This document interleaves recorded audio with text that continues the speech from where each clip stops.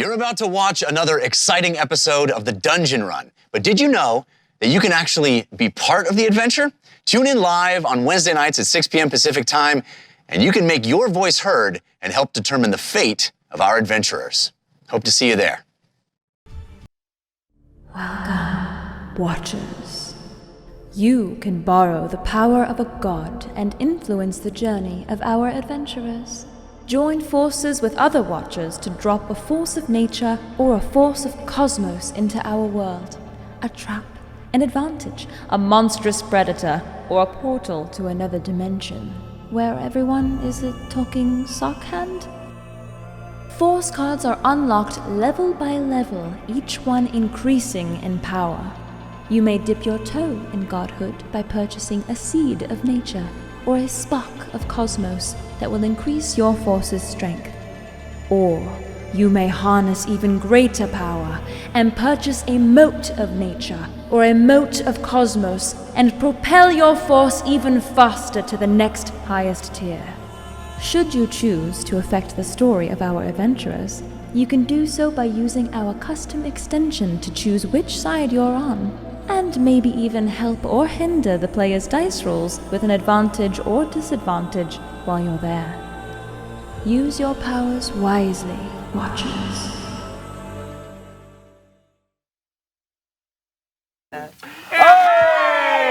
Welcome to the Dungeon Run. We're back tonight with episode 7. Woo! As you can see, there is no Jared. Don't worry, he's totally fine. Yes. And he'll be back next week. I'm running the show solo this evening. It's Ron's turn. Hey. So if the party dies, it's my fault. Correct. Totally my fault this time. There's a heat wave in LA this week. Yeah, 0 laughter. I've been like, oh no, that joke bombed. Everyone disassociated a little bit. I guess people really do believe that I will kill you all. Okay, great. So we've got a heat wave in LA this week, so if it gets a little sweatier as the night goes on, bear with us, please. Fair warning, there's a low chance there could be a blackout during the show. Could happen. Could happen. Won't happen. But if that happens, we'll be back up as soon as we possibly can. Yep. So, and I would like to remind all of you, we have a brand new show brought to you by our lovely Adam Slemon called The Dungeon Rush. Oh yeah. Can we get a look at Adam? Oh, there he is. I got an ascot camera. You can't look. There it Adam's is. shirt will cause hypnotization if you stare at it. Look at that. It's beautiful. There's horses on that shirt. There are horse and Right, lots of Surena? there are moons. My horse girl shirt. We've gotten a lot of jokes out of Adam's shirt already. Now I need a horse girl shirt. So please watch The Dungeon Rush. It's a cut down of all of our episodes and get you caught up so you can watch live with us here on twitch.tv. Woo! All right, I think it's over to you, Morgan. As always, we are here with our lovely friends at Two Kings Entertainment. Woo woo! TwoKingsFilms.com for more details on their stuff. There's their beautiful logo. Ooh. And they currently, on Friday nights, have their return of their show, Vantam, on twitch.tv/DAT network. That's the Dragons and Things network. It's a Pathfinder 2e show with an amazing cast. You can find clips of it on their social media. It's a lot of fun. So check out Vantam Friday nights. Twitch.tv/DAT network. And also, as always, Die Hard Dice are our dice sponsors. Yeah! We love these wonderful people at Die Hard Dice. They are the loveliest purveyors of the finest dice products in all the land. We've talked so many times about dice trays, our beautiful, we've got so much good stuff. And the Moonstone one was rolling very well for me last week. But so go to dieharddice.com and use our code DungeonRun to get yourself an amazing discount. Stay tuned because we'll have some more giveaways coming soon. All right. Jessica? Yes, thank you, Morgan. I'll wait for my camera. Hello. Find your light. Find your light. Sean? As you know by now, we are supported in part by the interactivity that's on this channel, but also by our patrons on Patreon. You can find us and support us on patreon.com/thedungeonrun, where you can find all kinds of exclusive bonus content, such as stat blocks and exclusive info from our dungeon masters. We also have cast secrets, and we have another slay or TPK from Adam, which, can you tell them again a little bit what that is? Because that was really, really fun. Sure. So Cristobal misses the fashion of the South Island. What he has decided to do is critique everyone's fashion on the North Island. So I've made 5-minute videos describing what Cristobal feels about each NPC's fashion choices and how might they be improved upon.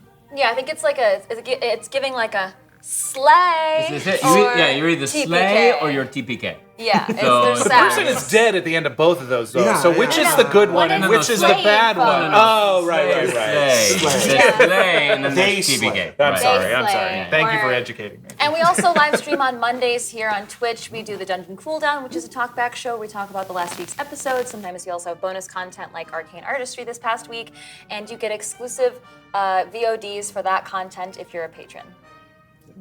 Yeah. And a shout out at the end of the show. That's right. Absolutely. Awesome, Shout out amazing at the end of stuff. the show. Patreon.com/The Dungeon Run. Yeah, absolutely. So we are also an interactive show. We have a new interactivity system where you can use Twitch bits to purchase items. You can go to our About tab on the Twitch page during the show, or we actually have the component now up. You should see it. You should be able to hover over your particular video now and see the component there on the right-hand side. There you can purchase advantages and disadvantages for each of our players and also for the DMs. In addition, we have now introduced, as you saw, a new video where we're introducing motes and sparks. Woo! So you can buy a force of nature, a spark or a mote. Our sparks are replacing our balloons. Our motes are replacing our potatoes.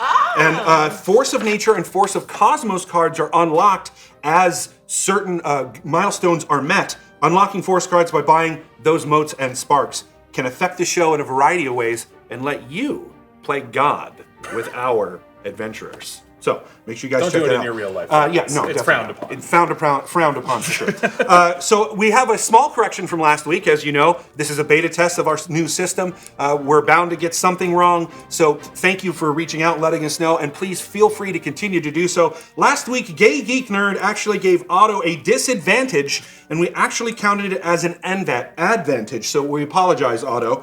But as we said, we're working on the new system here. And if you notice anything didn't go through, please reach out to us in the various forums, our Discord or anywhere else you can reach out to us. So, all right, I think that's it. Anybody got that's anything it. else? That's Nicely it. All done. right, Sean, Wow. let us. Oh, do you? What? I got excited. That was about to be a very big moment. Yeah. No. No, definitely. I got nothing. You can Nothing. take it now. So, Sean, Hair off. let us enter the storm. Woo!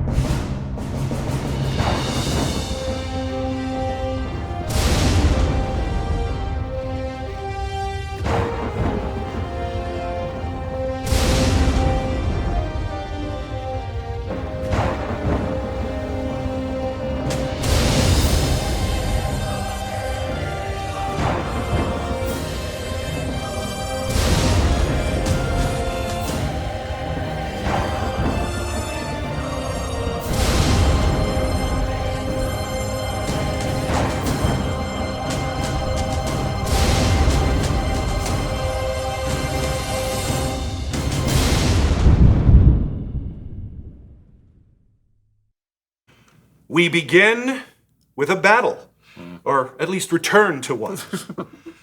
When we last left off, our party was floating on a makeshift ice barge down the Rogevna River towards the Lost Camelin Forest, known to the Ursakka as the Deepwood, the Darkwood, or the Deepwood.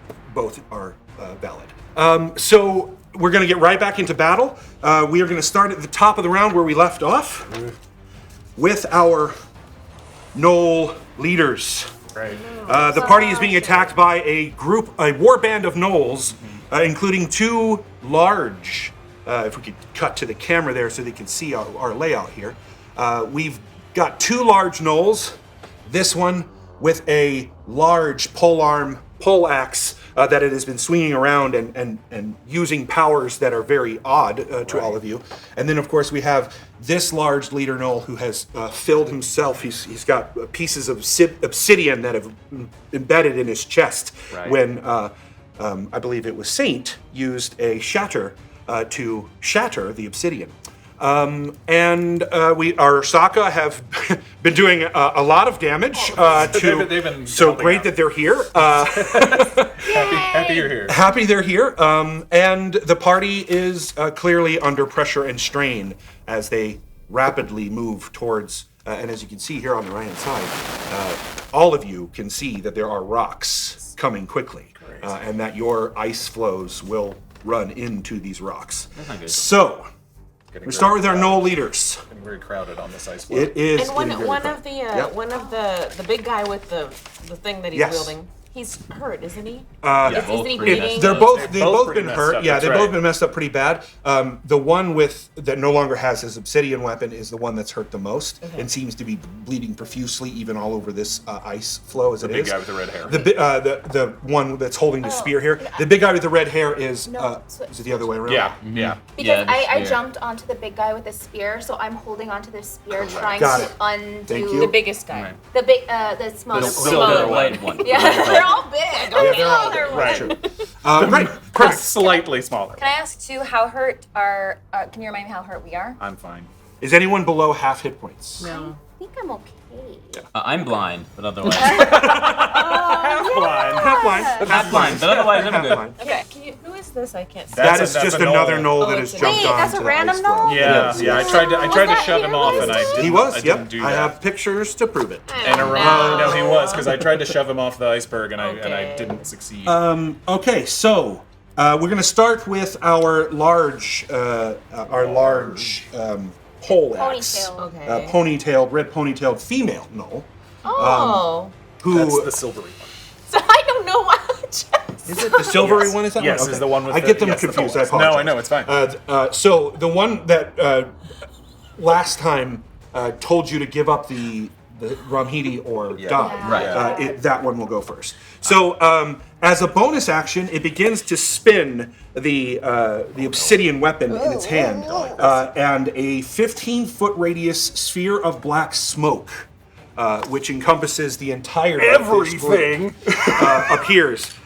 Everyone inside is blind, except for the one thing that you can see is there are two red glowing eyes that are floating. So you can see this individual, but everything else you cannot see. And these eyes seem to glow with a ability to see through the darkness as they begin to look at each of you and make note of where you are. That's their bonus action.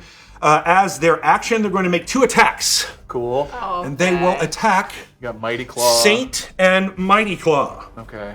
So, Saint, Mighty Claw's on the opposite side. Oh, on the other. No. Yeah. Next to Otto. nope. I'm assuming a 12 does not hit your AC. No. And then it attacks Mighty Claw and definitely hits Mighty Claw, doing some damage to him. Oh. And must make a dexterity saving throw, which he passes. But you all hear Mighty Claw as clearly he is hurt by this particular individual. And next in order will be the other, Yeah. the red-haired individual. Right. And he doesn't have that, so he can't do that. You can see that in his eyes, especially. No, you can't see him. It's darkness everywhere. So Saint and KoKo Yeah. It What doesn't of it doesn't it? have its What weapon. of does not have its weapon. That's correct. It does not have its weapon, and it's at disadvantage because it is also blind. Hey, great. Yeah, misses the first. You can. Saint, you feel what and hear as a jaw bites next to your ear, but misses completely. KoKo, you feel a claw. I rolled a 19 and a 20. Oh, so no. Good thing it's a disadvantage, no critical hit, but you feel a claw rake into your shoulder, rending some flesh. Hey. And you will take Okay. Rude. 8 slashing damage. No thanks. And that is the end of their turn. KoKo, it is your turn. Okay. Also, they will make some movement. Well, at least she will. Gonna walk into the river. She, Can't go far. you all feel her jump over you What? What the heck? and Oh, they do land jump. They Where? jumped from over outside Oh, of the really darkness did. on the Really other did side. jump, didn't What? Cristobal, you're just on the edge. What you notice is that eye that's now not working in this darkness works perfectly well. What? And so you are only half blind in this darkness. And what you can see from within the darkness is she is looking directly at that group Ramhidi. Congrats. Yeah. She also can't see, right? Because the whole it's She's surrounding out the of whole party. The She 15 could see. foot. Yeah, She's the only one who can see in the She darkness. Yes. He cannot. Yeah. She can't. Oh, that's Because a she she. caused it. I So got it. she's got the magic or whatever Yep. to see Wait, she through. caused it. Correct. Yes. I And she's got the see. magic to see through her own stuff. Correct. But it was the red-haired one that did the damage on me. Yes, 'cause it that rolled clawed very you. well. No weapon and clawed you in the shoulder. KoKo, it is now your turn. Extremely rude, first of all. Very. Accurate. Accurate. Very rude. Yeah. So Very rude. rude. KoKo,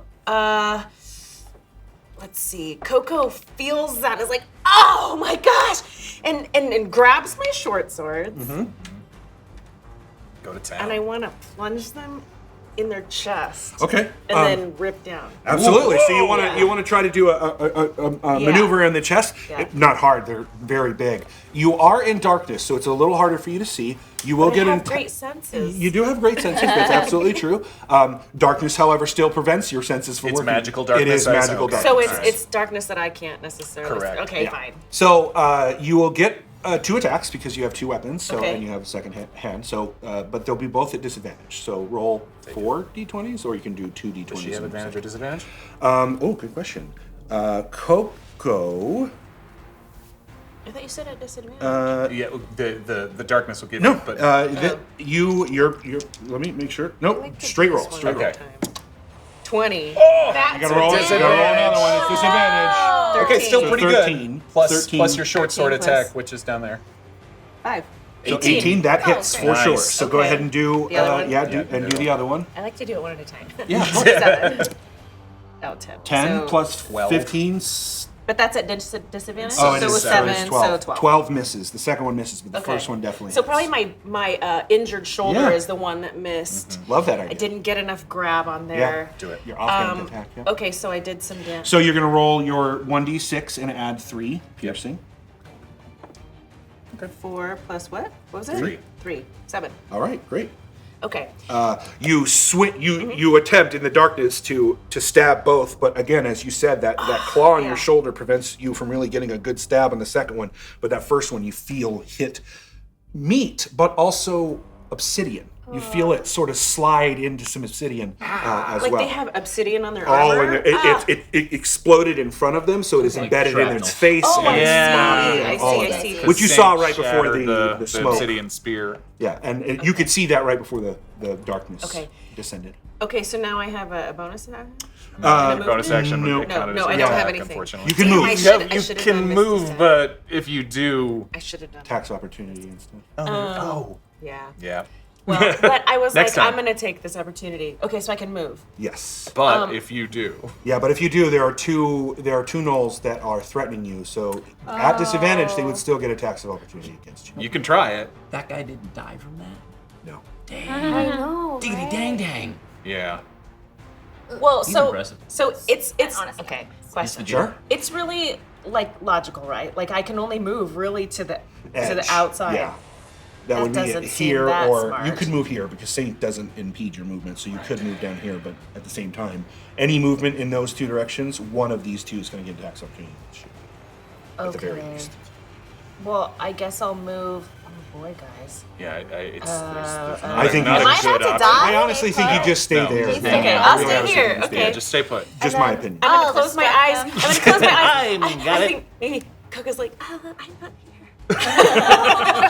Great. Okay, so now it's time for layer actions, and that means the river gets a turn. Oh, no. And what happens is the rocks get a little bit closer as you're floating down this river. The river gets a turn. Indeed. Pass me the minicam. Oh yeah, nice. Oh, there you go. Ooh, nice overhead. Minicam.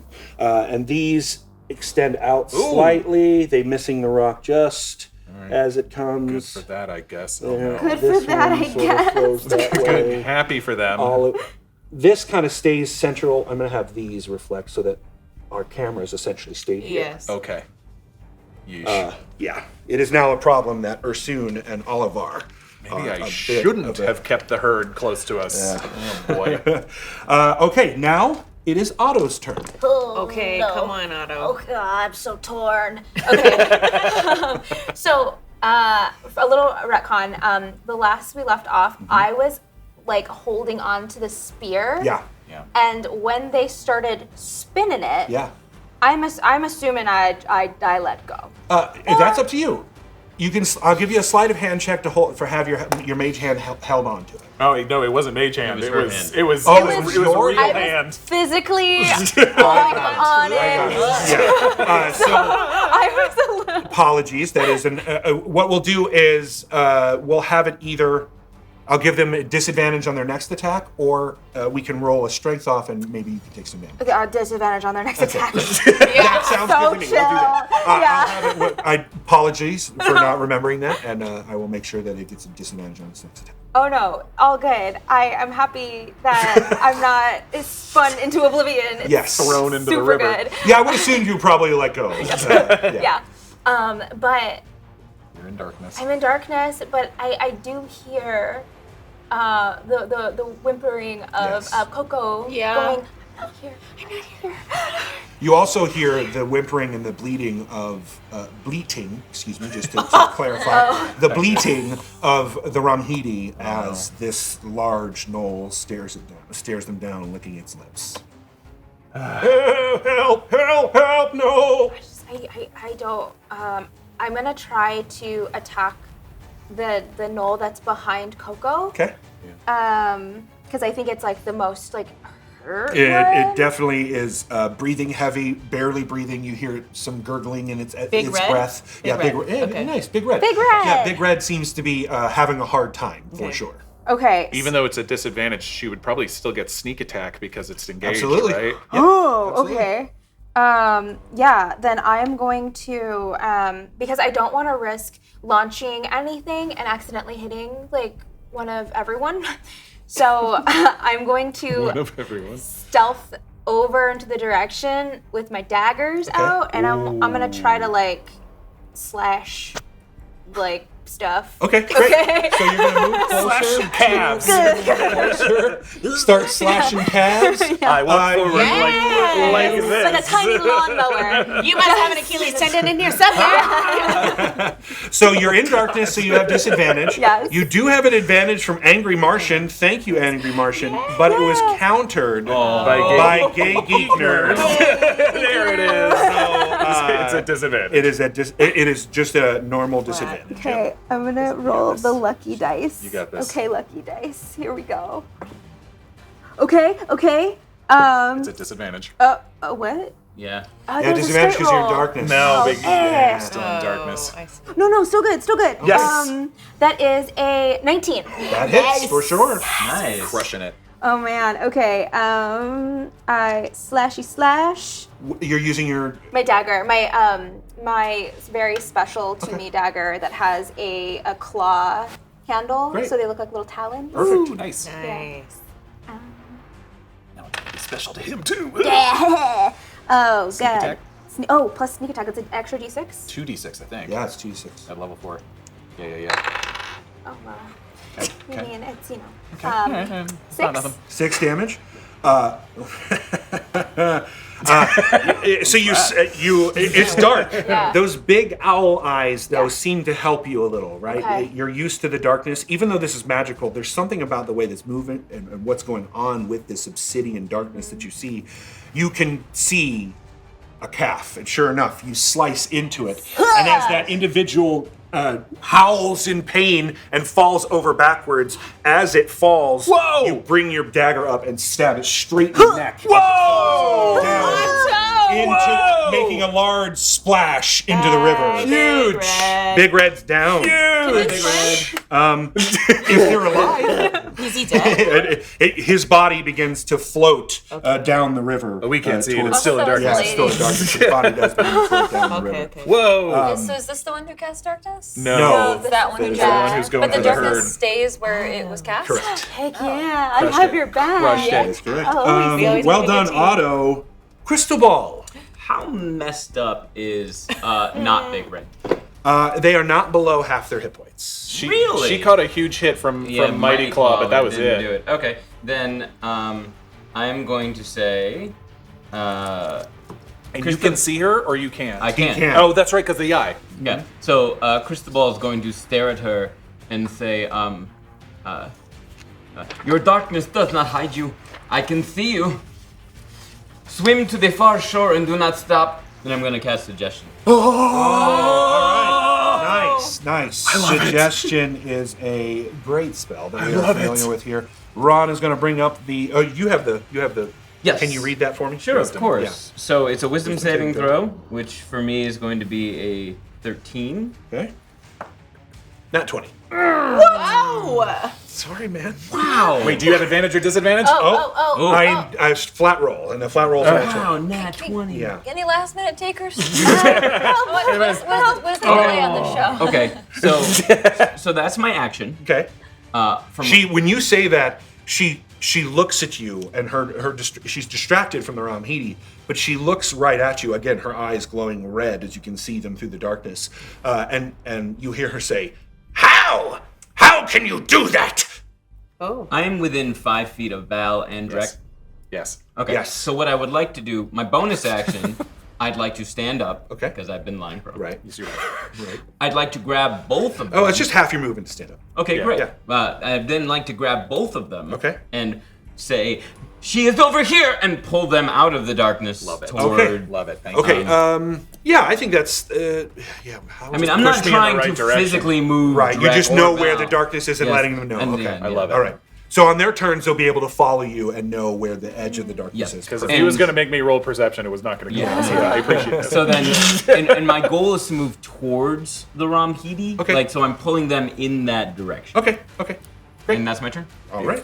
Beautiful. That was fun. We If it have worked, it would have been Even more if it fun. didn't, even if it didn't work. I would have liked to have seen that. we have a couple of sparks and motes. New system. Whoa, We've got a spark of nature, 2 sparks of nature from Hellion Storm March. Thank you. Go. We got a mote of Cosmos from Angry Martian who says, "Love you guys, heart." You're not an angry Martian at all. Spark of nature from Tuomask, a spark of nature from Tepartos, a cosmic spark from the Cosmic Lord, and a spark of Cosmos from Sitar's Half-Eaten Donut. Does that unlock? You said there was a moat. That unlocks our first Force of Cosmos card. Crossed. So, The storm comes back. It's a double storm now.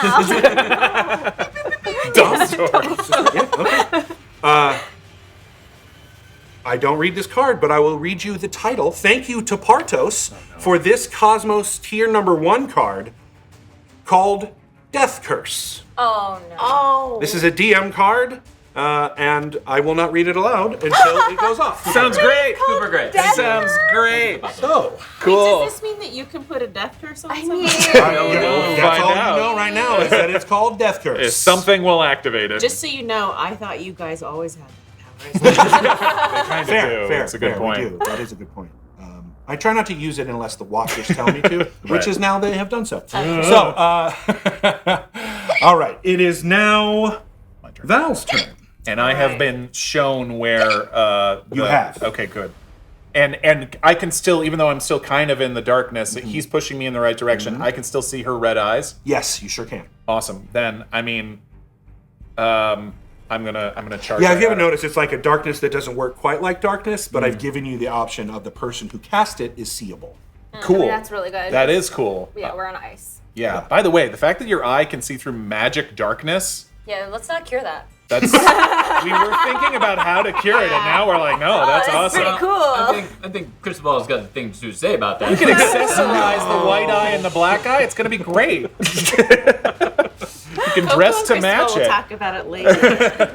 Val is like all of this. He's probably like trying to figure out what the heck is going on in the middle of this darkness, and feels Cristobal grab him, and then like whips me around, and there I see the red eyes. Like, all right, and then charging forward. All right.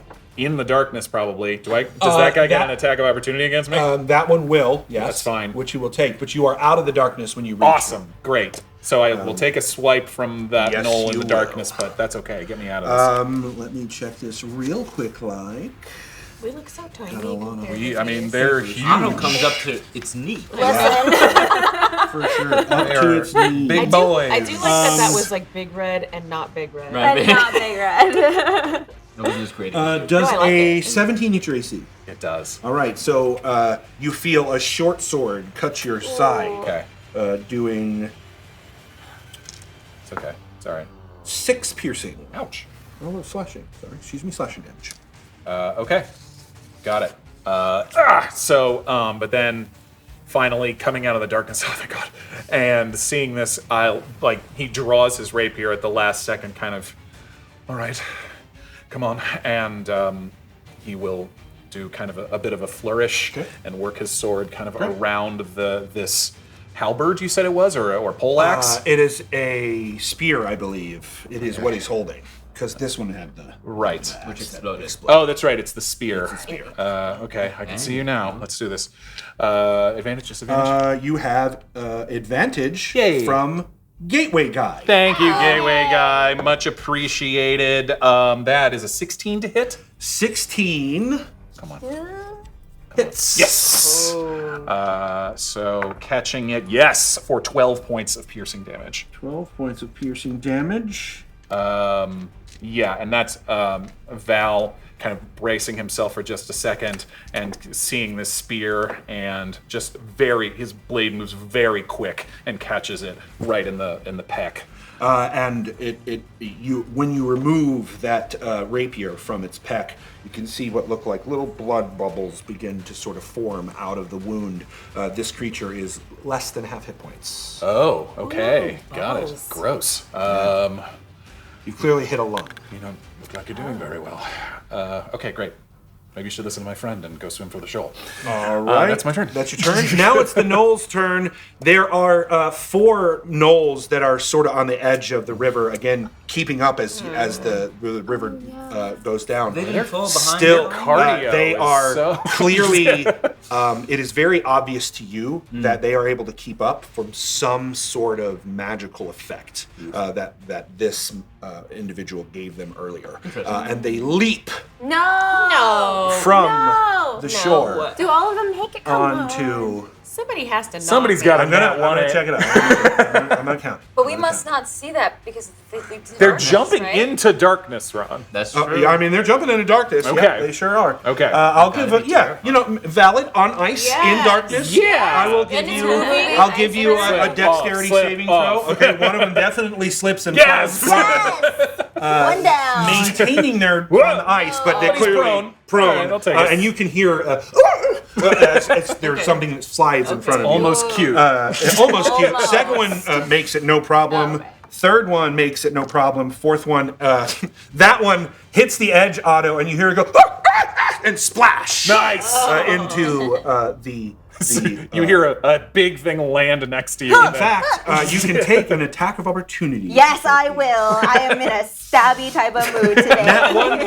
Uh-oh. She's in a stabby mood. You heard it. He is in a stabby mood. That's right. So that still counts. Still counts. That is 19. Yes. 19 definitely hits a gnoll. Yes. Is it? Do I do a sneak attack? Is it dark? No, it was not next to anyone else that was. Can you take? I don't think you could. Sneak attack has to be on your turn. It can't be an attacks of opportunity. I think. That'd be vicious if it was. I know it'd be pretty though. great. 4 points of damage. 4 points of damage. All So right. Nice. yeah. And it yips a bit as you slice it as it falls into the river. Don't even look. And I don't think that auto even is they're in like lawnmower mode kind of where they're just KoKo's favorite yeah, mode, too. right, and Yeah, it's just like fear, and so Trying to stay alive. trying to stay alive, but also save KoKo, and so I think when they slash the knoll, it's like the iceberg tips, and they just Nice. yeah. Love it. Nice. Love that. So many long You hairs. also hear from in the darkness the help me, the Lacrota are here. no. And you hear oh, and the Lacrota begins to pick itself up and run towards the. Wait, was that the That was the Lacrota? one Yeah. that was caught in the manacles as Still a yelling bolo, at that. and that one picks itself up and begins He to just catch up. announced it himself. Yeah, I mean, yeah. But that other look. They like it sees the darkness, and they tend to be very cruel and like to induce fear. So, yeah. All right. Lacrota got killed That is real their fast, turn. though. Saint. Come on, Saint. So first thing she's gonna do is she's gonna try and move out of the darkness. Okay. So Into the light. yeah, she'll move back across the iceberg, Okay. if she can. Am I able to walk across that? You are. There's a little bit of a trippy edge there, so I'm going to give you a dex check just to make sure you don't fall prone as you move in the darkness. Okay. Right, dex check. The other fellows were already on that very slab of ice, crowded so on they this avoided iceberg, that. man. Mayhap. Oh, yeah. In fact, you have advantage from Gateway Guy. My lord. You have advantage from Gateway Guy. I rolled a 5. And that's not that much better. Just a dex check. Yep, I dex have a check. +0 to my dex. Okay. Wait, no. Yep, +0. 10. That passes, surprisingly. It was a very low one. Wasn't too bad. So, yeah, you're able to maintain your balance as you walk across this connected ice flows. Okay, so the first thing I'm going to do is I'm going to cast Spiritual Weapon. Oh, great. And that's going to take the same form as last time, where it's going to be this, like, really high-pitched sparrow cheatering sound. Okay. That's what's going to deal the force damage. Sure. And so the first person that's going to attack is the red, glowing-eyed creature. Nice. So Oh, that's what those are. I thought they were candy in your box. I just keep candy. They may also Just be a loose candy. Just loose candy. I'm a loose candy kind Who of guy. amongst us hasn't? Ron's a grandma. That's a, That's that's it. a- They're Warriors originals. Is what they are. You guys, it might have just been wishful thinking. Yeah, I want Pass me candy, that lozenge. actually. rolled a 9 to hit. 9 to hit is a miss, unfortunately. It's okay. It's all right. It'll be there. Yeah. But you had advantage from Angry Martian, so you can. Yeah, Angry Martian. Yes, thank you. Wow, I'm rolling like garbage today. Come on, Jeff. At least it's a 9 and not a 6. Okay. Plus 3. Plus Wisdom you did spell before. here. My why am I not finding this? Over here. Sorry. Plus my spellcasting ability modifier. Yes, Oh yeah. So yes. plus my spell attack is Yes. 5. Yeah, so it's Plus 14. Plus 5, so 14. Yeah, 14. 14 hits. Yes! Yes. Okay, that's 7. Oh, dang. Pretty good. Pretty good. Force Pretty good.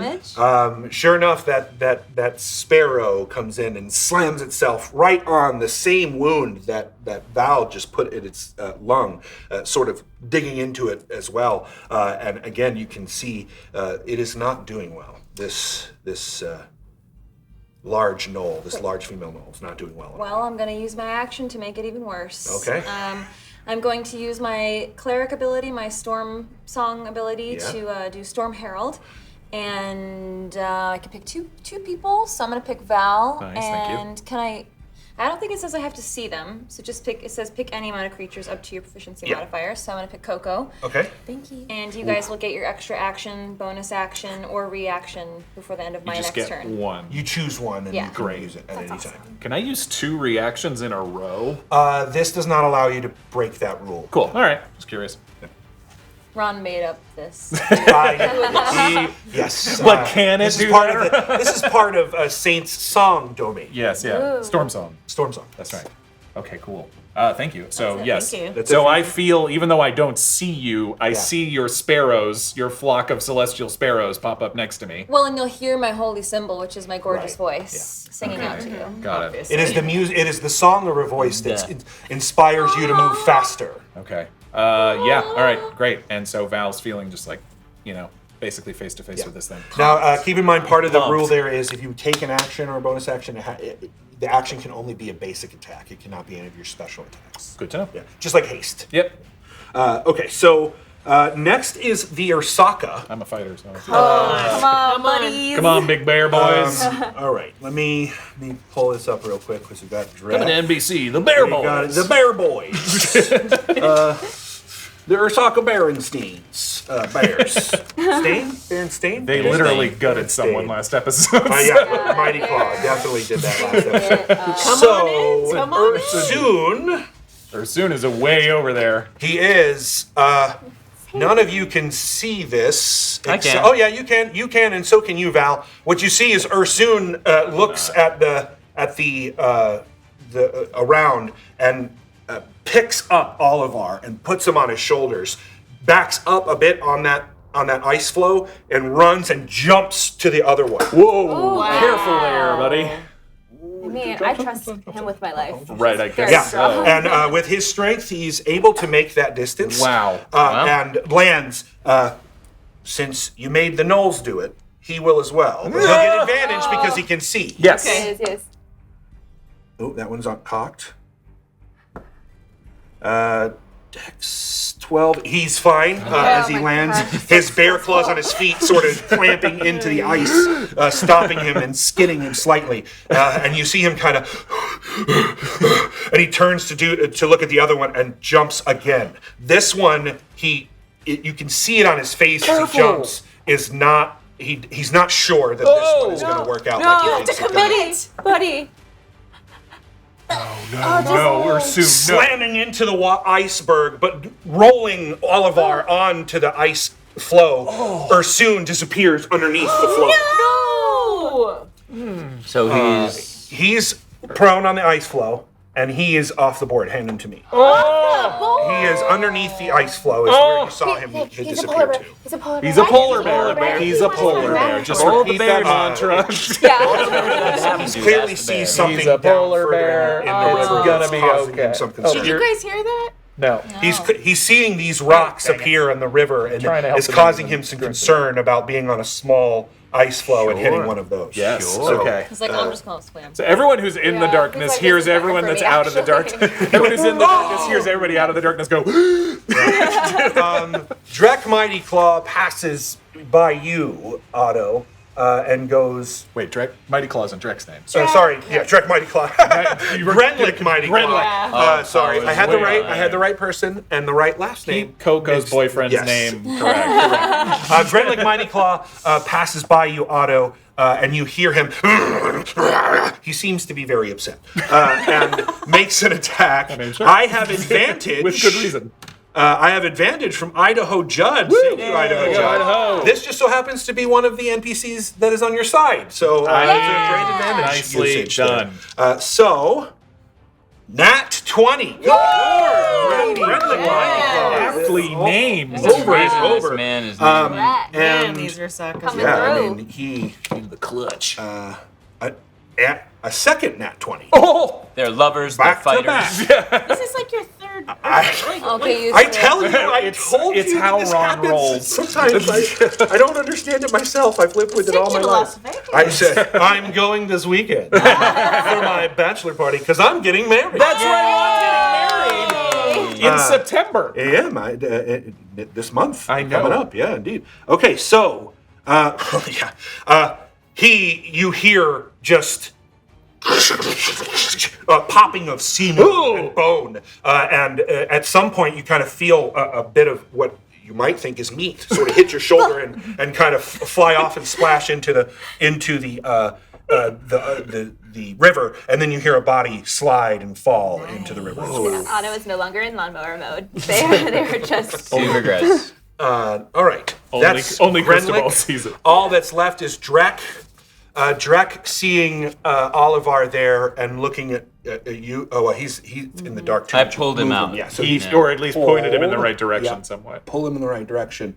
He hops over this ledge and helps Olivar. Okay. Oh yeah. Okay. And gets climbs up here and gets into a Good. somebody Defensive. help me with that, please. Defensive position. Defensive position Great. against that particular. Last line of defense. Yep. Good. And Olivar can stand up as well. All right. That is the end of the Ursakkas and Olivar's Olivar turn. can Olivar seems distraught, and he gets on his knees and he actually runs over to the other side of the ice flow and seems to be looking for Ursoon. Right. Oh. Okay, All so, right. So on the other side? Yeah, And- other okay. side there. Thanks, guys. Appreciate it. Yeah, that's fine. Top of the round, Gnoll leaders. The Gnoll leader, seeing that you can see it, and giving I'm your right friends, next to you. Yeah, giving your friends some advantage there. No. Don't go after the wizard. I'm right here, buddy. I mean, it makes sense that it would. Did you get an attack? He's going to take 2 attacks, one Unless against it moves. you and one against him. Yeah. One against Cristobal, one against Valcorio. Yeah. Let me check if I have any advantages, disadvantages. I do not. So straight roll for me, 2 attacks. Man, then I can't roll at all. Does a 15 hit your AC? Not when I activate shield, it doesn't. Right. So you throw up the shield to block, and sure enough, that obsidian spear slams right into the shield. So Cristobal just takes his short cape and whips it in front of him. Wall of fabric appears. Yeah. The spear gnoll leader growls in anger as you do that, and then a 13 misses your AC, and that is their turn. It is Does now it try to KoKo. move or what? No. No, it's going to stay there. Yeah. Come on, move. Run for it. Okay, so I'm want you to the run. only one on this like upper deck of this Yeah. platform, right? And surrounded by gnolls. So there's, but super chill. you're still in the dark. Super chill. Yeah. I'm in the dark, and they are also still. They are also Correct. dark. You heard Push Mighty them Claw off. just destroy somebody. You got hit with meat a moment ago. I did get hit with meat. I think I would like to. What's who's in the most danger besides me? You are. And as far as you know, that's all you can really sense because you're in darkness. Okay. Well, I would like to Misty Step. Ooh. Oh, okay. You Cast have to Misty be able to Step. see where you're at? Do I? I think you do. Brief I this think turn, you have to be you able teleport to up to see. 30 feet to an unoccupied space that you could see. You can see. Damn it! That's Oh, sorry. You're fine. Oh, yeah, it's fine. Damn Okay. it. Well, That's we'll easy. get- I Can mean, she roll at disadvantage or do something at disadvantage? No, the rules of Misty Step are she has to be able to see the spot she's in. Can you Misty Step to the glowing red eyes? That's what I was thinking. You could do that. Can I Misty Step to the glowing red I wasn't going to give it away. But well done. That you can see, and you can generally get an idea of where that's at, so I will let you Misty Step to the glowing eyes. Okay. you literally Misty Step on top of me. Yeah, you We probably do see. and appearing here next to the red-eyed. Okay. So now what? Val definitely double So that's your takes. bonus action, bonus I believe. action. Yep. So now I You have an action. Yep. And This you is have your first you have time extras, Misty too. stepping. What is it? What Say is it? again? Go ahead. I'm sorry. You have your extra action or reaction or whatever you want from my thing too. That's right. Okay. So you have lots of options. You can do that. Okay. Okay. How injured is this guy? Not big red? Not well. Bubbles coming from its Get lung. him. Very hurt. Okay, and we know he has some kind of connection to these other gnolls. Obviously. She does She seem does. to, yes. Okay. So I'd like to take out my. I'm too close to do a bow. Okay. yeah. Right? Yep. Yeah. Okay. So I'd like to take out. You have your short swords. Yeah, Yeah. my short swords. And I am still a little injured. Yeah, a little bit. But just a little. Yeah, just fine. But I'd like to. Can I jump on their back and short sword them in their back? Okay, so yes, you can, because you have the extra action Yes. from Saint. You can use your one action to grapple, which Yeah. will then say you're basically jumping on her Yeah. back. So that is opposed strength checks. Okay. I mean, really, she's just trying to do 2 attacks into its back. Well, she'll get a I was second gonna say, the action with jumping her up bonus. is flavor, but she Yeah. gets 2 attacks if she That's doesn't true. use it to Fair grapple. enough. She identified to me that she wanted to grab hear onto that. its back. If you just want to jump up to attack it and not actually climb on it, then you would get 3 attacks Oh instead yes, of I just want 2. that. Okay. But she Then already, yes, she already I used her want bonus that. action to Misty Step. Yes, but she has an extra one from Saint, so Right. she could Yes. do 2 2 attacks. attacks. Correct. And you can't do your offhand because your bonus. Very confusing, It but is. yes, you get 2 Lot of attacks. rules. So 2 regular straight attacks. Okay. You have advantage from a hot puddle. Doesn't she get advantage anyway because there's 2 people next to There is little no one that is flanking. On the technically. opposite side. Oh, need the opposite side. Keep rolling. You got it. Yes. Okay, That's and one- this is That one for- hits. That's your first attack. Okay, 17. So yep, that Plus hits. anything? No. Plus 5. Plus 5. Yeah, Oh, but yeah. that hits on the roll. So, Okay, Yeah. and then again? 2 more rolls. Yep. Well, 1 more roll. Yep. 17. Oh, so yeah, Yep. same. With the 23. 23. Yeah, definitely. So they Each both time. hit. So you're gonna roll 2d6 and add 6. Yes. Come on. So literally just KoKo poofs out of nowhere. 5 and a 3, so 9 and an 11. Okay. So 9 and 11. The 9. Wait, it's no. Right? It's 8 plus, it's 14. Oh, I'm sorry. I thought he said 5 plus 3 and plus 3 6 plus 3. each time. No, Oh, no, I yeah, gotcha. just Okay, I combining gotcha. them. You're good. 6. Okay. It's a lot of math. So, yeah, it is a lot of math and a lot of strange things. So, you, Val, see KoKo just sort of punk into existence behind this large knoll. Hi, guys? Where did you come from? jumps up, and with weird speed, that kind of speed where you see the trail of her attack. The first one goes into her other lung, causing a spray of blood, clearly hitting something very, very vital. And the third one, as she cuts its lower back, you can see hits nerves, and it stops moving, paralyzed. However, I have a card called Death Curse. I was wondering about that. This is from Tapartos. It's a DM card. Whenever a party member gets a killing blow on one of your monsters, redirect half the damage that they did back at the player. Ouch! Yes. So, luckily, you only take 3 slashing damage as the skull blinks twice and flashes, and slashing damage appears on your back, similarly to where you cut this individual. Why only 3? It's half the damage they did to the back of the player that killed the thing. Oh, right, on the second one, yes. Because she had 2 attacks, that's why I kept track. No, you're right. You're right. I mean, I can certainly give her 7. No.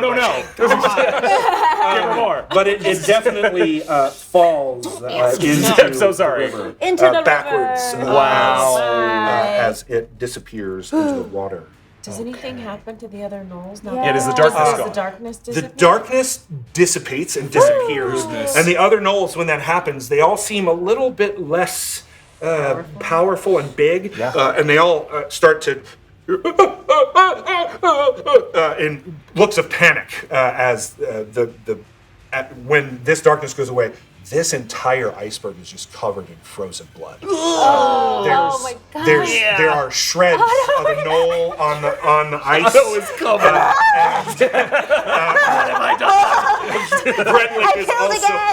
Brentlick is also covered in Who am I?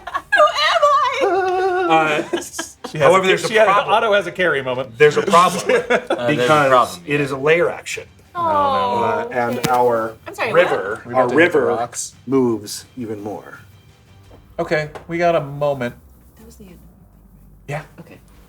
I mean, you got a little more movement because you. Yeah, you can didn't move around if you wanted. You got didn't like 30 because you feet. teleported. That's not movement. Oh, okay. Who else is in trouble? Nobody. Just covered in blood and haunted. And those gnolls are now The looking gnolls are looking pretty sad. scared. I wish I could move into them and bump I mean, them is into this the water. thing gonna jump back up on us? It will on its turn. It will have. There will be something that occurs on its turn. Do they look like? So you said that they look confused, the gnolls. Yes, they definitely look. I mean, one of them's laying prone and not really sure how it got there. And yeah, it's Slightly less intense. slightly you said as less well? intense, less muscular, almost as if they have lost some of it, maybe even constitution. Okay. So they look like they were disenchanted. Tell me what you would like to do, and then we can work out. Well, I'm just trying to gather information. It's not my Okay. turn yet, but Okay. I'm just thinking out loud. Sure. Like, were these gnolls originally banded with the big Yes. gnoll? Yes. Or were they under a spell and now they're confused now that it's gone?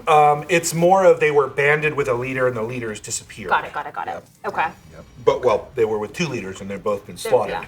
So now. So now they're like, oh, what do I do? If I don't use my movement right now, Yeah. can I save it? No, you can't bank movement. No, unfortunately. Bank an action. That would be kinda cool. Well, That would yeah, be but- really cool. And there's no way I can like move and like and I'm moving and I'm sliding on the ice and happen to bump into no.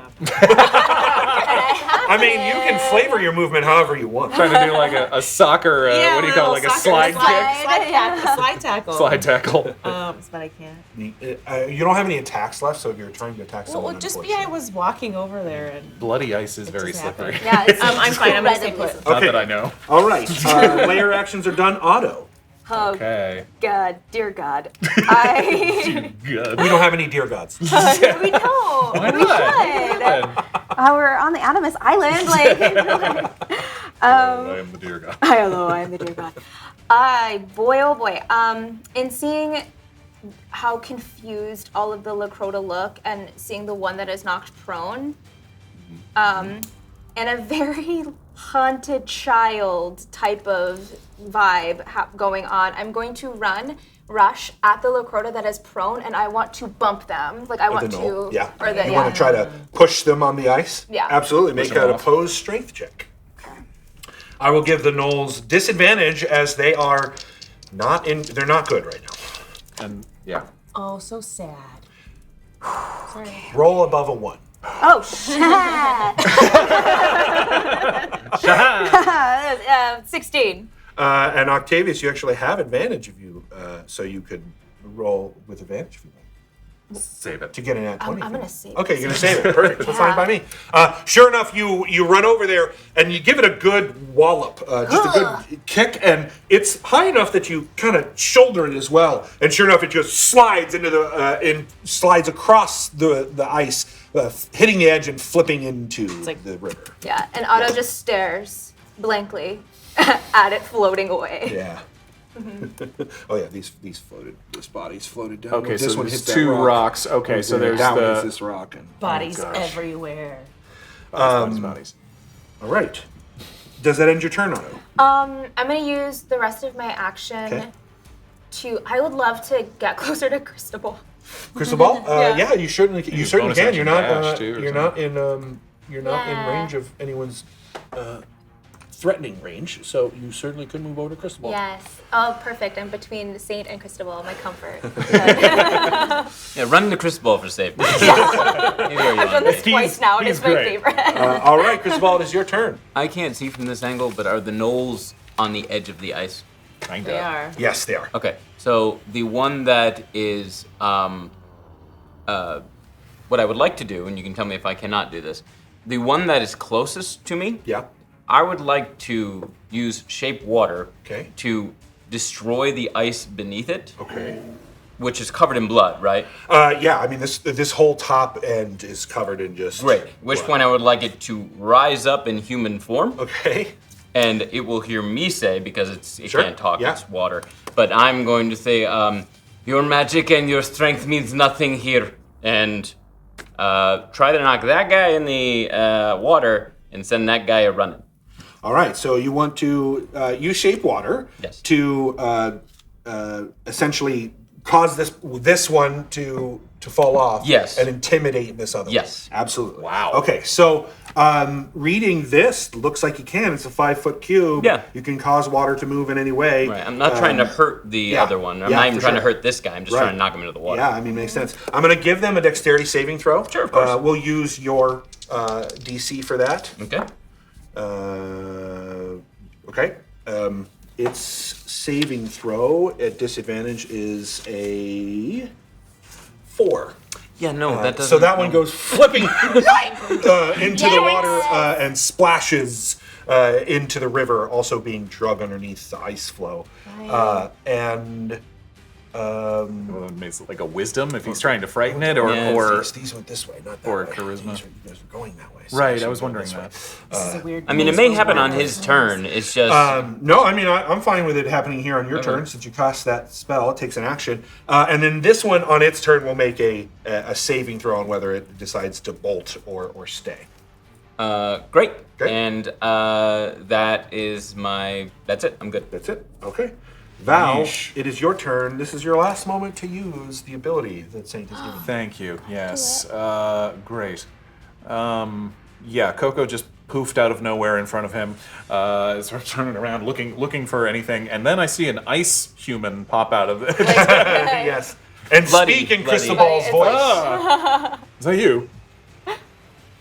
It's staying up. It's up for a minute. Like, it doesn't go down. All right. Do I see those rocks? Yes, absolutely. They're hard to miss. Okay. And it's very clear that in about 6 seconds, your large ice flow is going to hit that large rock. It looks like if I get to the left, over where Drek and Olivar are, we'll miss it hopefully, or miss the. It looks like it's going to slam where I believe. We're I don't right in the remember who middle. put the I did. seam there and who Yeah. put the seam here. But whatever seam is there, now Cristobal's in the water. No, Cristobal! no! Save him! It's the gods! It's the gods! It's clearly going to crack that or Yeah. cause an extreme amount of knocking everyone prone. Something's going to occur here. Hey, our entire party weirdly ended up on the same flow. Isn't that Yeah. nice? That's how we do. That's how we do. Okay, yes. Good job, everybody. All right, Val looks and points at the rocks like, Everyone, to the left! And will you allow me... Your left is different from my left. Party split. I'm gonna grab with the speed that that Saint gave me and in the extra action.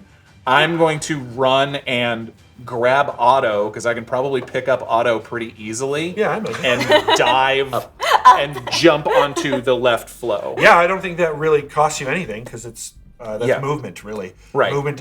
You can move towards Otto, pick them up if they're willing. Yes, pick me up. And then Otto is light enough that you don't even need to make a strength check for that. Okay, you got it. have the strength to get over there. My boat. And then I'm basically like, come on!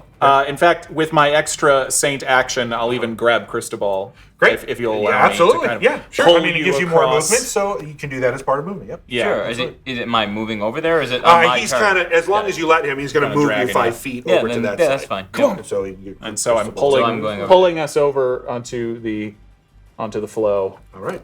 Okay. Wow. See, That you ends are your a hero. turn. Val, ends your turn. Yes. All right.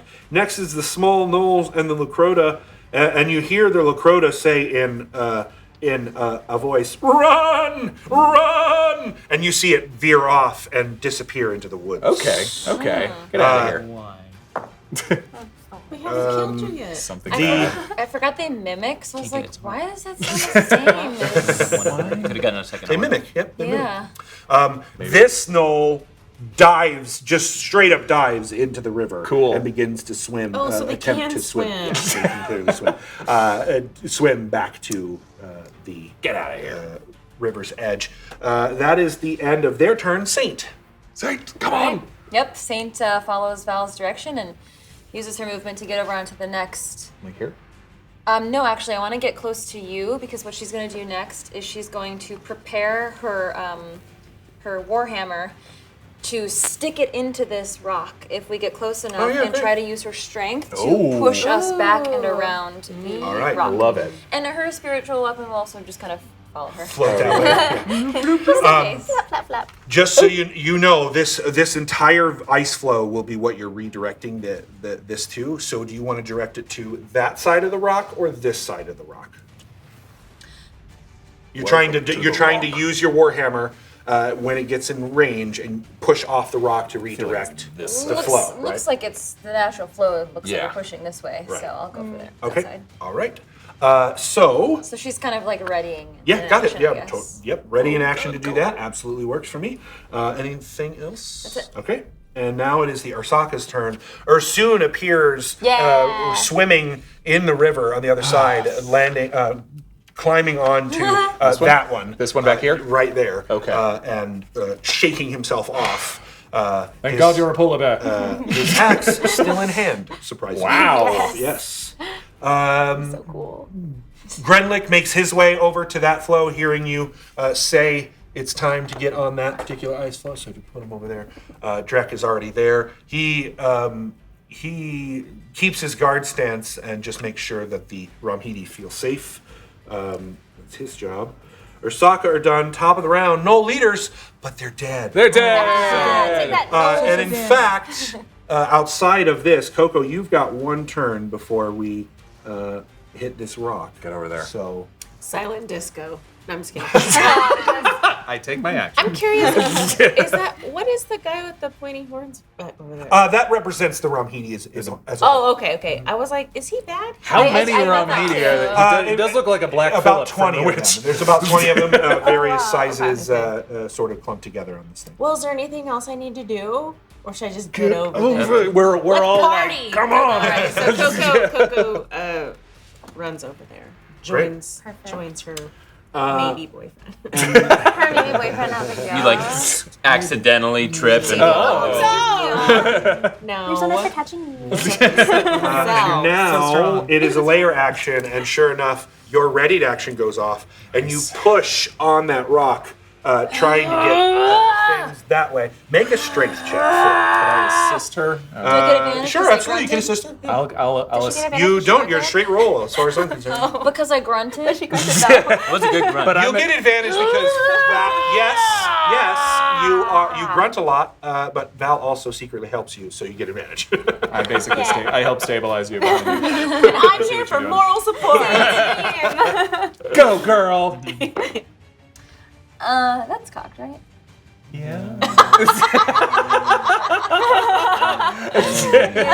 And I'm gonna go with Adam says no. on that one. It's a little cock. all right.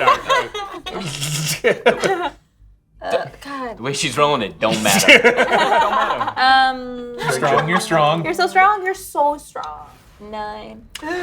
Unfortunately, that is not enough, and you are pushed prone onto the ice. Everyone else make dexterity saving throws as the ice flow hits both rocks and begins to break apart. Okay. Any of us have advantage or disadvantage? Octavius, Can I you are at save mine? advantage for. You're good? Yeah, sure. I rolled a 22. Yes, I will let you say that. Valcorio, you also have it. Before you roll, everyone, you have advantage, Valcorio, from Angel Devilson. Thank you, and Angel Cristobal, you have advantage from Cetar. Oh, thank you, Cetar. All right. Thank you, Angel Devilson, for saving me from a nat 1. That's an 18. 18 saves. Nice.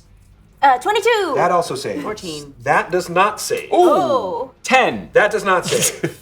And you're already prone, so I'm you don't down. need to make the shit. So you two fall prone as these ice flows begin to break apart. Luckily, these two large pieces break off. Does Drek keep KoKo up? Oh, good call. Good call. Drek I need catch to make her? sure. I need to check I need to make the Ursakka.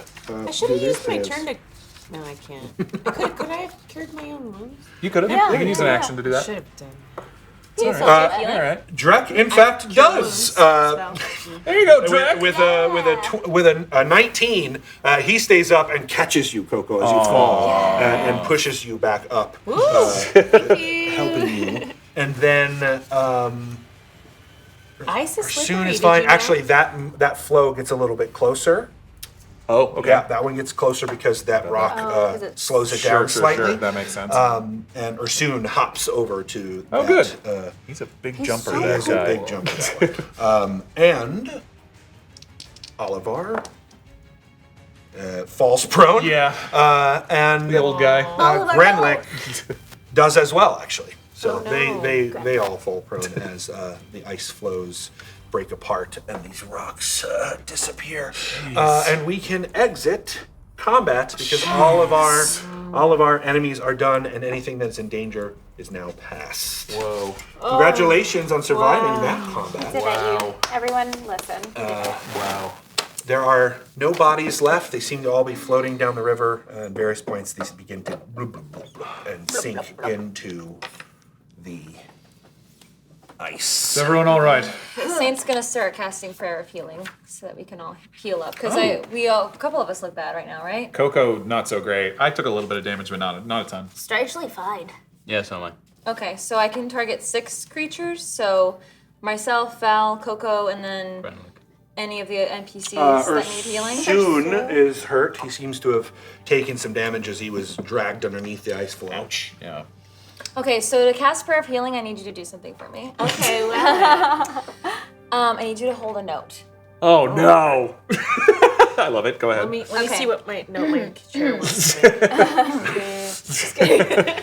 Okay, so you're taking healing? Yes. Hold this note. Me too.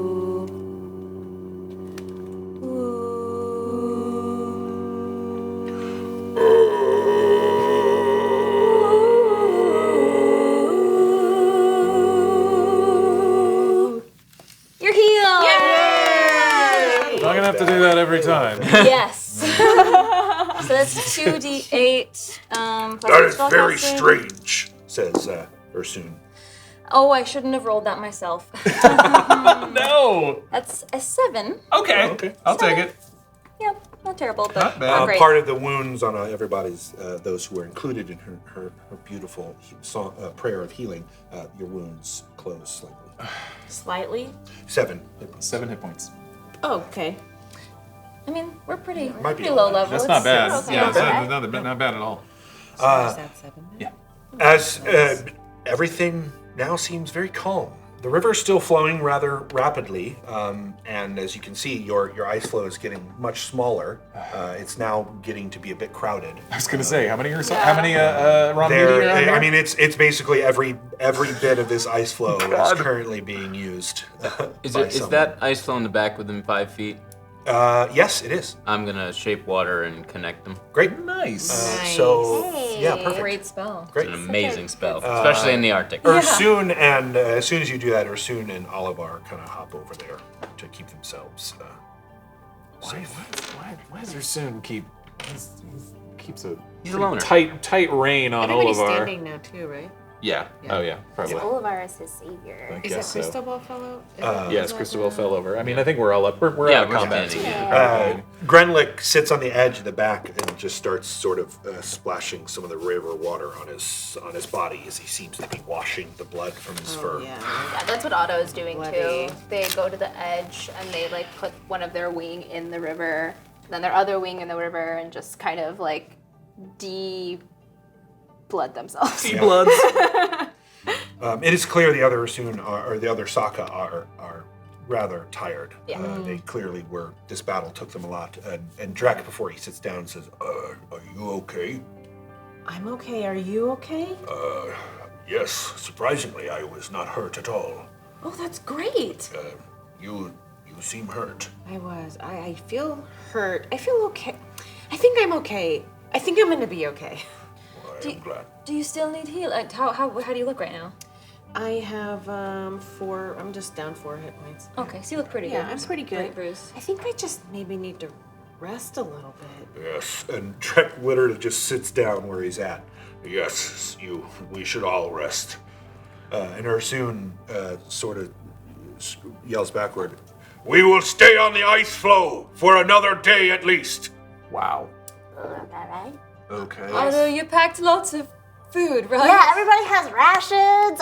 Everybody has little Ziplocs and your name on it. Did you put those little baby carrots in there? I That's did. so much. Yeah, Oh, with little wonderful. cups of ranch. Oh, I love it. Peanut butter. We've got a ranch dressing. spark of nature from Taparto. Thank Stay you, Taparto. Taparto. Thank you, Patar. Must be getting pretty close to a nature card, Tapartos. huh? We are close to a nature card. That is true. We're very close. We're actually close to another force card as well. Another Cosmos force card as wow. well. Oh, nice. shoot. I'm scared now. That was Indeed. a scary card. Yeah. They're not all good. They're not all And the good. next Cosmos card is even stronger than this one, Correct. right? Correct. They increase it. They increase in power as the levels go up. That's for sure. But they can be for good or...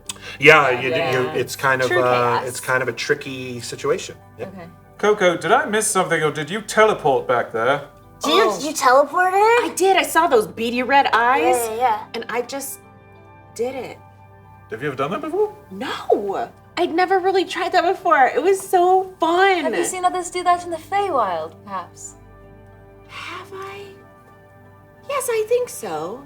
You know, it's really hard to tell because sometimes you just space out when you're there and then somebody's just like somewhere else. Oh. Yeah, that doesn't happen where you're from? No, typically you can hear when people move here. Oh.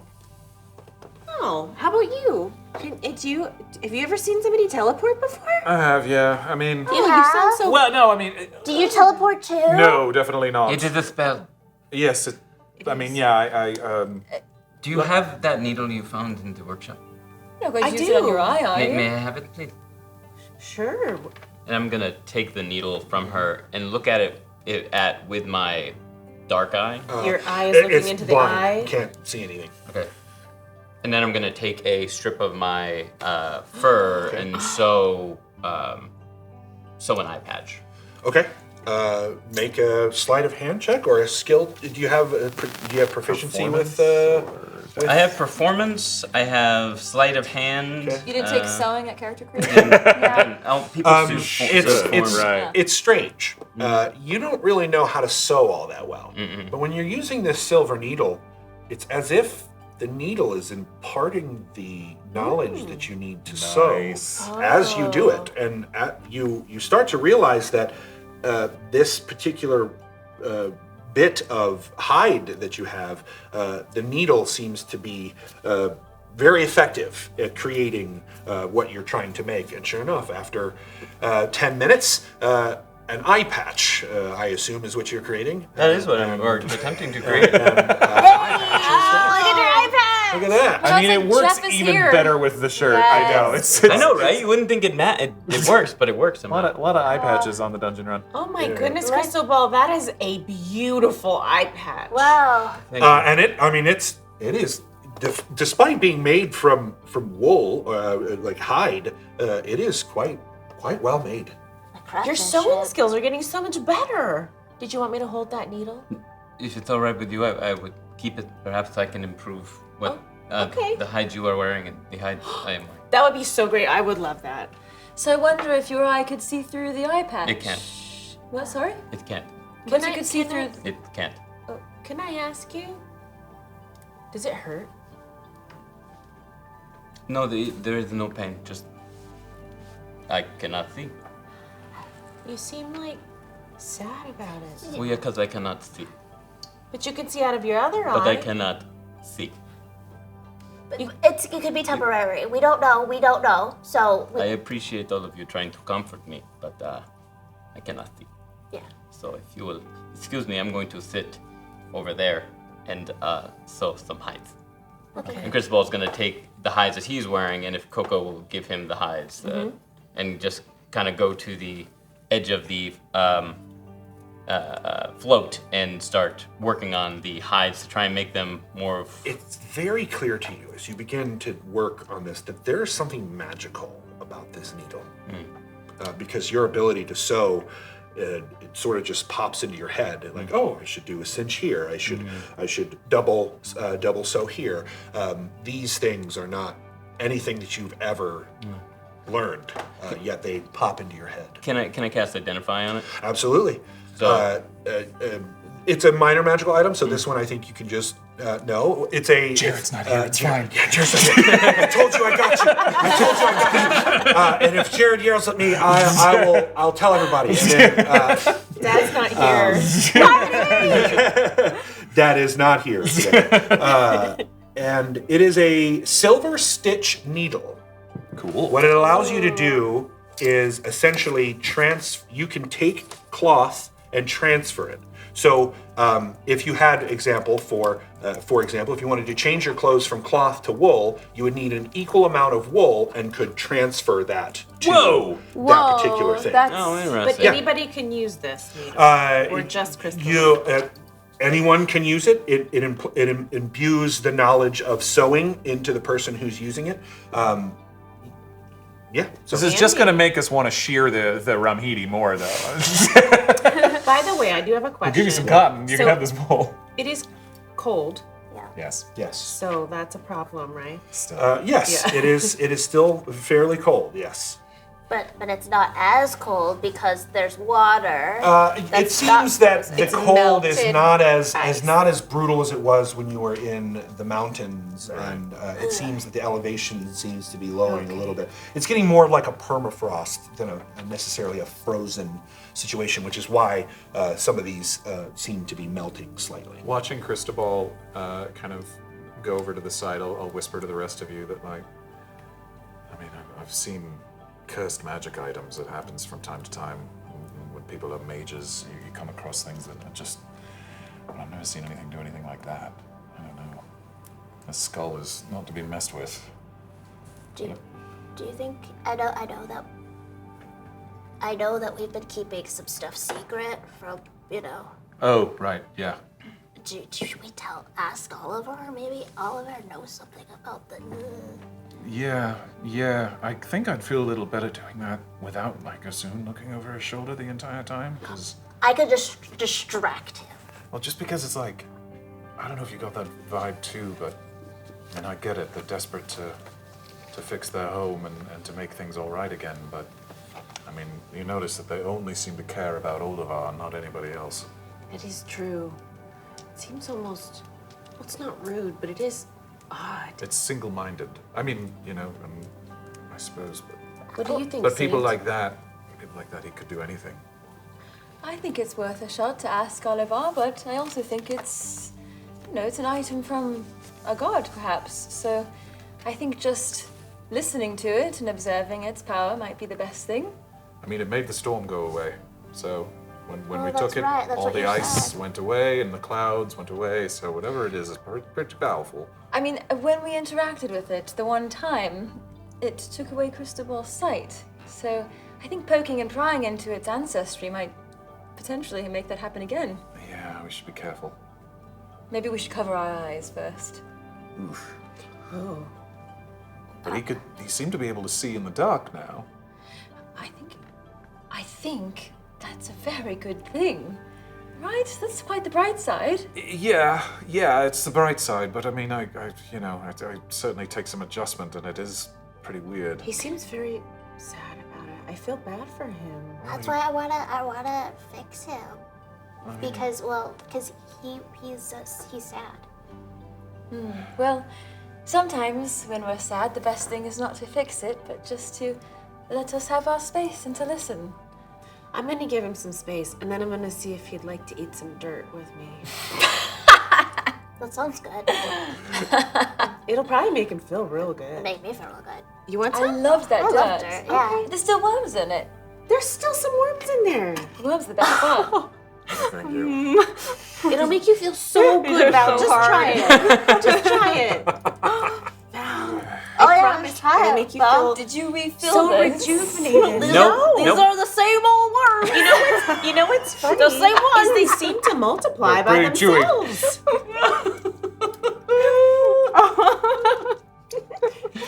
Is there a dental plan for the dungeon run? I don't know.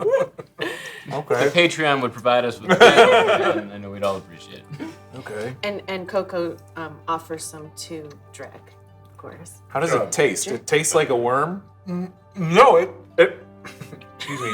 Sorry, I did like the surprised worst. Ron with a weird question. And chewing.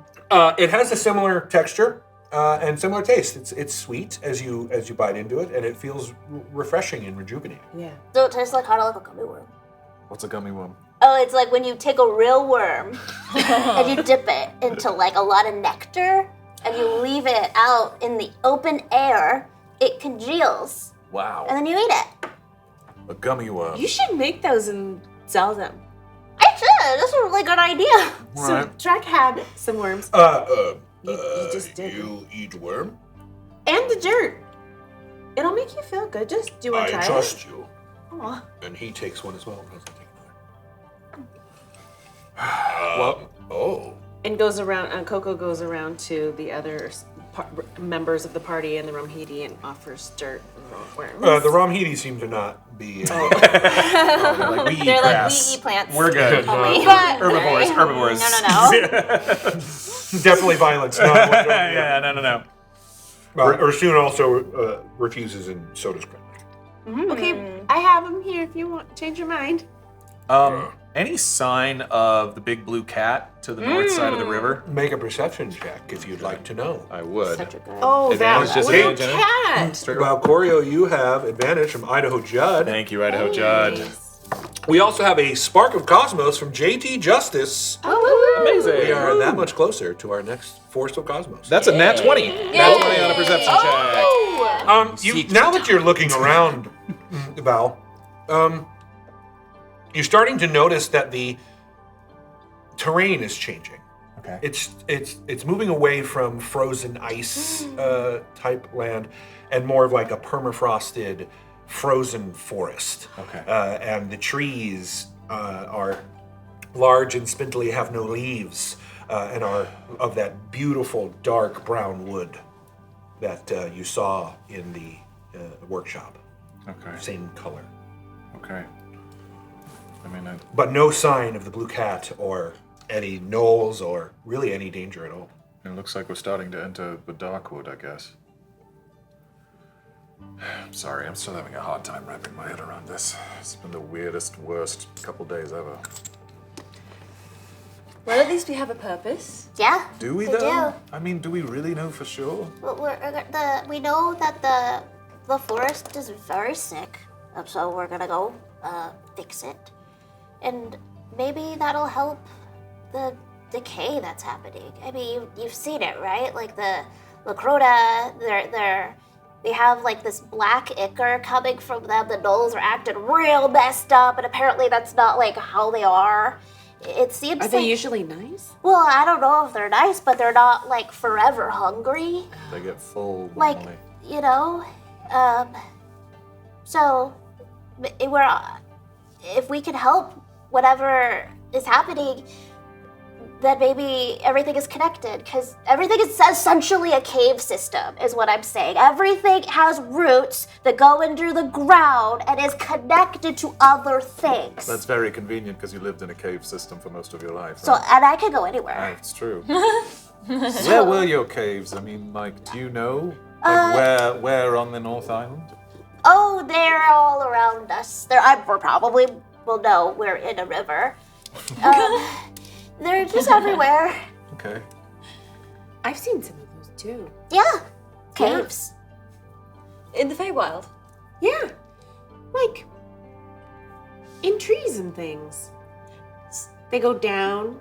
You Yeah. just walk around. We saw caves in trees. Yes. That's not normal, just That so you is- know. That's a Feywild thing, I think. I mean, maybe they can make some, but sounds. So you would go inside the tree and then there would be a cave in through the entrance of a tree? Well, Otto was telling me what a cave was, and it sounds a lot like the same thing. It's like hollow. Yeah, Right? But it's then you hollow. go down into the ground, Yeah, you go down into the ground, like a passageway. and you can like walk to other trees, come out another tree. That's essentially how caves work. Caves. I'm just gonna have to take your word for it. I mean, Specifically, the entrance of your caves are trees. And mine are just holes. I wonder if that's a wood elf thing as well. I have never encountered that myself. It might be. I'm not sure. Maybe someday when we get back there, we can find some and explore some together. I would love to see that. I would also love to okay. see your caves. I would love to see your caves I too. would love to see your trees. Are you planning on going back? Eventually, yes. Okay.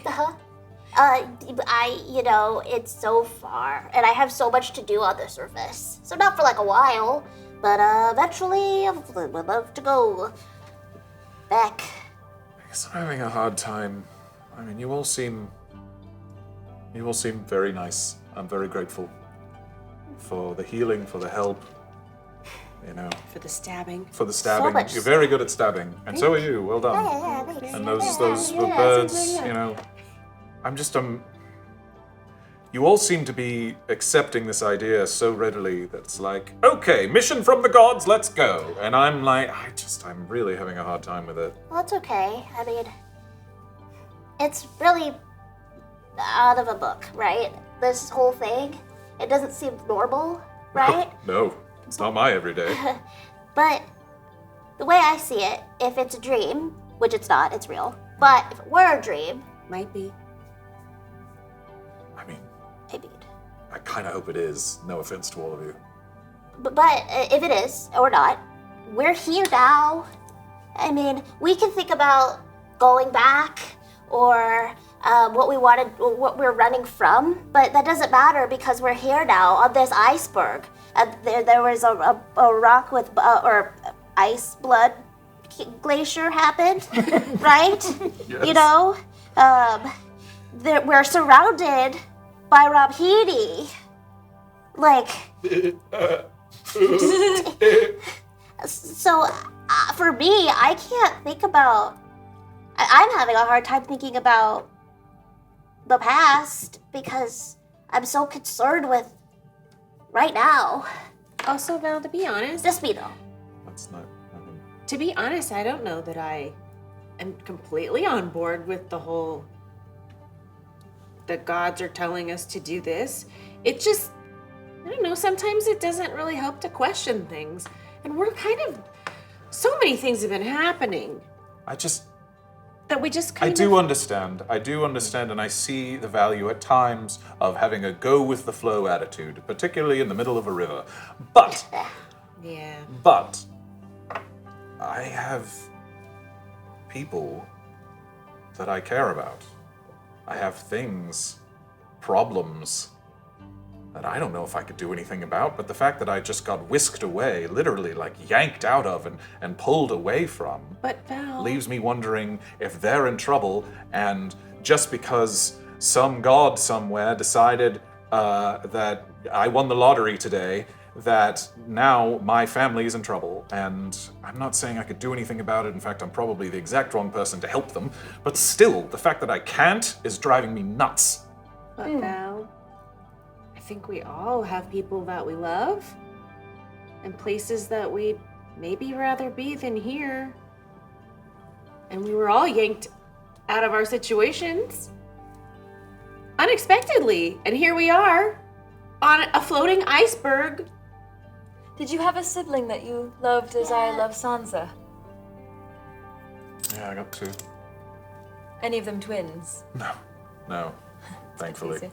A bit harder to find them, I think. If you don't know what they look like. Are they also No, I know silver exactly where they dragons? are, unless something's happened, yeah. Why twins? Sorry? Why twins? Because she's a twin. Yes. You're a twin? Yes, I'm looking for my twin sister. there's Sansa. another one walking around that looks like her. Can you Yes. believe that? She's really pretty too. You've seen her? Yes. You have? I mean, like Mind melding no, thing? Yeah, it's a mind melding thing. Okay. Yeah. Oh, yes. I mean, sorry. That's okay. Yeah, but no, I have a sister and I have a brother. They're both younger than me. I'm the oldest. I'm sorry that you missed them. And I'm sorry they might be in trouble. Are you their protector? No. Oh. They can protect themselves. I hope so. Do they protect you? Well, that's not right. I'm not the protector anymore. Maybe I never was. You're a very good protector. You're a good fighter, Val. Well, it seems like they might be able to carry on then, while you're out on your own adventure. If it's true, if all this is real and not a dream, if we have been selected by the gods, my father would probably think it was the funniest thing he'd ever heard. Why? Because I'm a disappointment. What? You? A disappointment? I can't even. That actually, my brain, it hurts thinking about that. I've known you for, I don't know how many days. 50? 1? 0? I'm not sure how many days. 2.5. I know time is weird. I know time's weird in the Feywild, but no, 2.5 days. I'm just saying We've I've known slept twice. Well, I didn't always get to sleep when I want to sleep. This is true. Okay, so I've known you for that long, and I haven't been disappointed in you once. So, like, you've saved my life, like 8 times, and we've only been hanging out for, 2 days. Yeah, but 2 days. I don't want to rain on the parade, but if I was suddenly offered the chance, as nice as all this has been, if I was offered the chance to leave right now, I would. I mean, I don't think anyone would hold it against you, Val. I wouldn't. I wouldn't. My family is. Thanks. Well, you're very good at what you do, and you need to be here. I did not throw you. No, you haven't, Drek. We'll find a time. Plenty of time. I appreciate it. Sorry, I did not mean to interrupt. No, it's fine. We're all pretty tightly packed here. I mean, it's just. Before I came here, my father died. Oh, sorry. And so my family, as Cristobal knows, I think, is we've made a lot of money in the moonwine business and other things. And they're all mages, pretty much. We're all wizards. And I am not, as you have probably noticed. So I got left. I don't know, it was a disappointment, as I said. And it didn't matter really how good I was with a sword, you know? I'm not. Otto gets real weird. It's okay. Well, Otto is sort of fidgety and taking in everything that you're saying, and says, I'm not a disappointment in my family, but I'm kind of weird. Different. Very different. Nobody can do magic stuff. I mean, you can. Yeah, but one. I mean, different's okay sometimes. You know, and I've spent my whole life, like, being proud of what I was different and Yeah. getting even better, you know, Yeah. and saying, like, forget them, I'm good at this. Well, Didn't matter. what an opportunity then to be dropped into a situation where you don't have to be defined by those circumstances anymore. What if you could relive your life not being the outcast and being good at what you do and not being compared to that? I also come from sort of an outcast situation myself, and this blessing from Aitha has been a wonderful way for me to sort of start afresh. So imagine if you could start over being really good at what you do, which you are. How would you live life differently?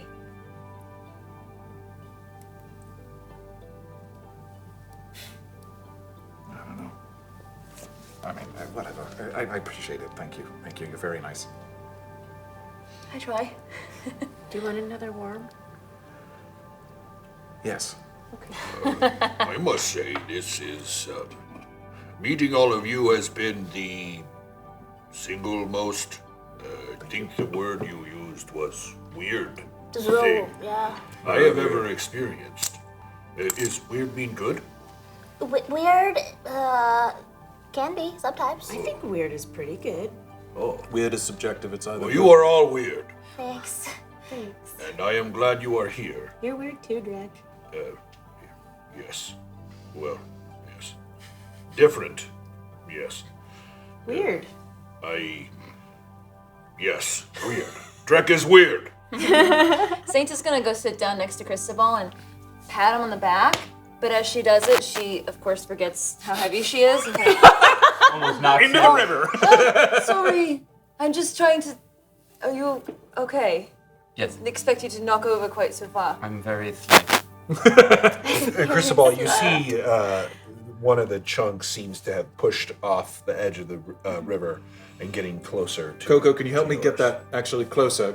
I can probably attach Sure. it and give us a little more room. Sure. Yeah. I'll reach my bow and see if I can. Direct, yeah, and I'll pull it over. Everyone stand back for a second, though. I'm going to try okay. the breath thing again. No. I hate doing this. Get out of You got this.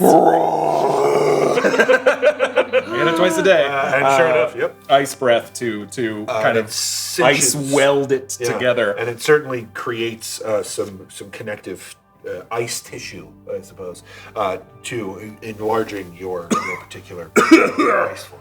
Oh boy, sorry. Oh, that's so awesome. This feels really weird. What does it feel like? That was not disappointing at all. That was so cool. So Saint sits down next to Cristobal and she just starts to polish her shield next to him. She's kind of co-playing next to him as he does his sewing. What are you playing with? I'm just polishing my Oh. shield. I'm kind of, she's just making stuff up. Finding a reason. Yeah. She sits in silence. How is the sewing going? Quite well. Right. It's even to the point where you realize, again, as you've identified and used it, that you could change your own clothing to look like this wool clothing if you had enough material to do so. Sure. So then, have I finished one of these? Like, I mean, it's been roughly 15 minutes yeah, or so. Probably So not. No. Okay. So then I'm continuing to work on that. Were you injured in the last fight? A little. Wait, is this you I'm asking asking. her? Not Cristobal. Yes, but she healed herself up pretty much all the way. Right, but your clothes are ripped. Yeah. Right. Yeah. Your shirt. It's ripped. It is. If you would just mend. Oh. I cast mend on the shirt. yeah, and the ripped part where you were cut and certainly just. Oh, thank you. Even the willow fine embroidery is back. Yes, I like that. Did you do it yourself? I did, yes. I learned it from the Willowstep tribe of my elven side of the family, yes. Tell me about your god. Aitha. Yes. Well, I don't know much, to be honest. They came to me as a sparrow, and bestowed upon me these gifts of healing and song, and I have tried to pray to them. So far, not much of a response, but I do have this sparrow feather. Why? Lumbra is the god of civilization. Maybe you have heard of him, maybe you have not. Have I? Roll religion. We identified that he was on the back. The Mirror. thing on the back of the mirror Yeah. was the symbol of Lumbra. And they. Oh, they. Yeah. Apologies. 3. No clue. No.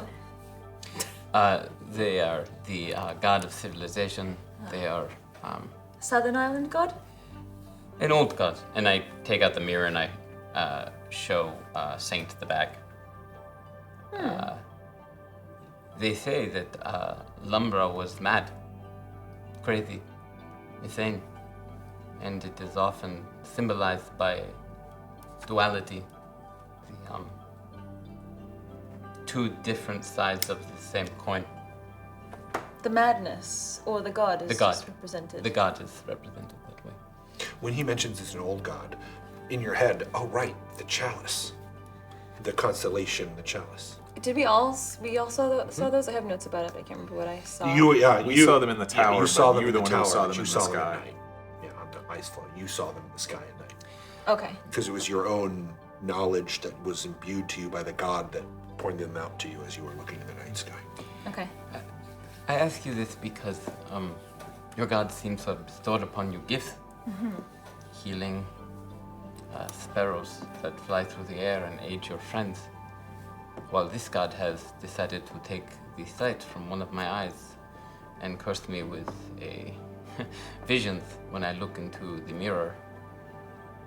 I just do not understand. I do not understand these gods. They don't really make much sense. Well, to be honest, this is my first encounter with the god. So, I don't know. I guess I just sort of like that there's someone out there looking after me. You see, books make sense. Words on the page, they make sense. They are researched and studied, and numbers are added, and it's all logic. But this is not logical. I was trying to just ask a question, and they, for no reason, they just took it. I was not even being offensive.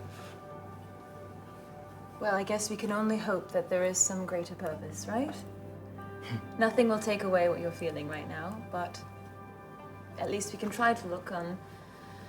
Maybe there is something to come for you. I mean, it allowed me to see through her dark magic.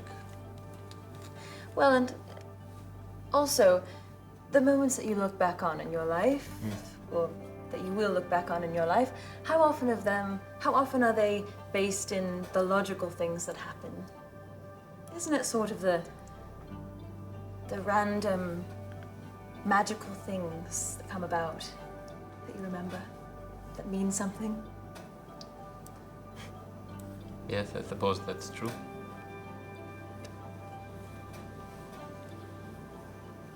Otto, Yes, sir. you don't need to call me sir. Sorry. No, it's fine. Well, it is so. You really seem to know how to handle yourself for a child. I mean, a total adult. Yes. Thank you. Yeah. I mean, we all get surface training as part of our time in our small academy, and I did pretty well. There's a whole academy under the ground? Oh yeah, a little Allen, community. Okay. And my uncle, he's a professor and a general. He, was very prestigious. Well, he takes us all when we're all little fledglings, and we learn the ways of the surface. Okay. Surface is dangerous. As you So dangerous. said. As you said, yeah. So dangerous. He was right. And then, some of us pass, some of us fail, and that's sort of the way of things. I did pretty well. Okay. How did you... You said none of the rest of your owl family can do magic. Why can you? I don't know. Okay. Insight check. Roll insight, roll deception. Okay. Or persuasion. Or persuasion. Do I have any advantage or... You don't, Okay. but Otto, you do from Idaho Judd. Yes. Okay, hold on. I just like to imagine that you're just like. Sounds good. good. So what was your insight check? 3. You don't have to tell me what your persuasion or deception, because we want to keep it persuasion or deception and let him guess. So does it beat a 3? Yes. You believe that. Yeah, it sounds reasonable to you. All right. I mean, yeah, I've heard of like sorcerers sometimes, these are like magic users who, for one reason or another, they're exposed to something or something in their bloodline, turn them into magic users. My, a friend of mine, had some sorcerers in their family.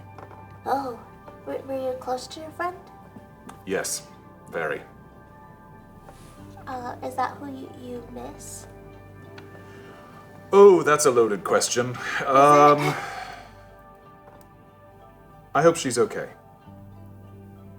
I was with her when I was taken. Oh. I was right next to her, in fact. Oh. So it felt like when I was whisked into that, whatever it was, whirlwind, I thought she was going too.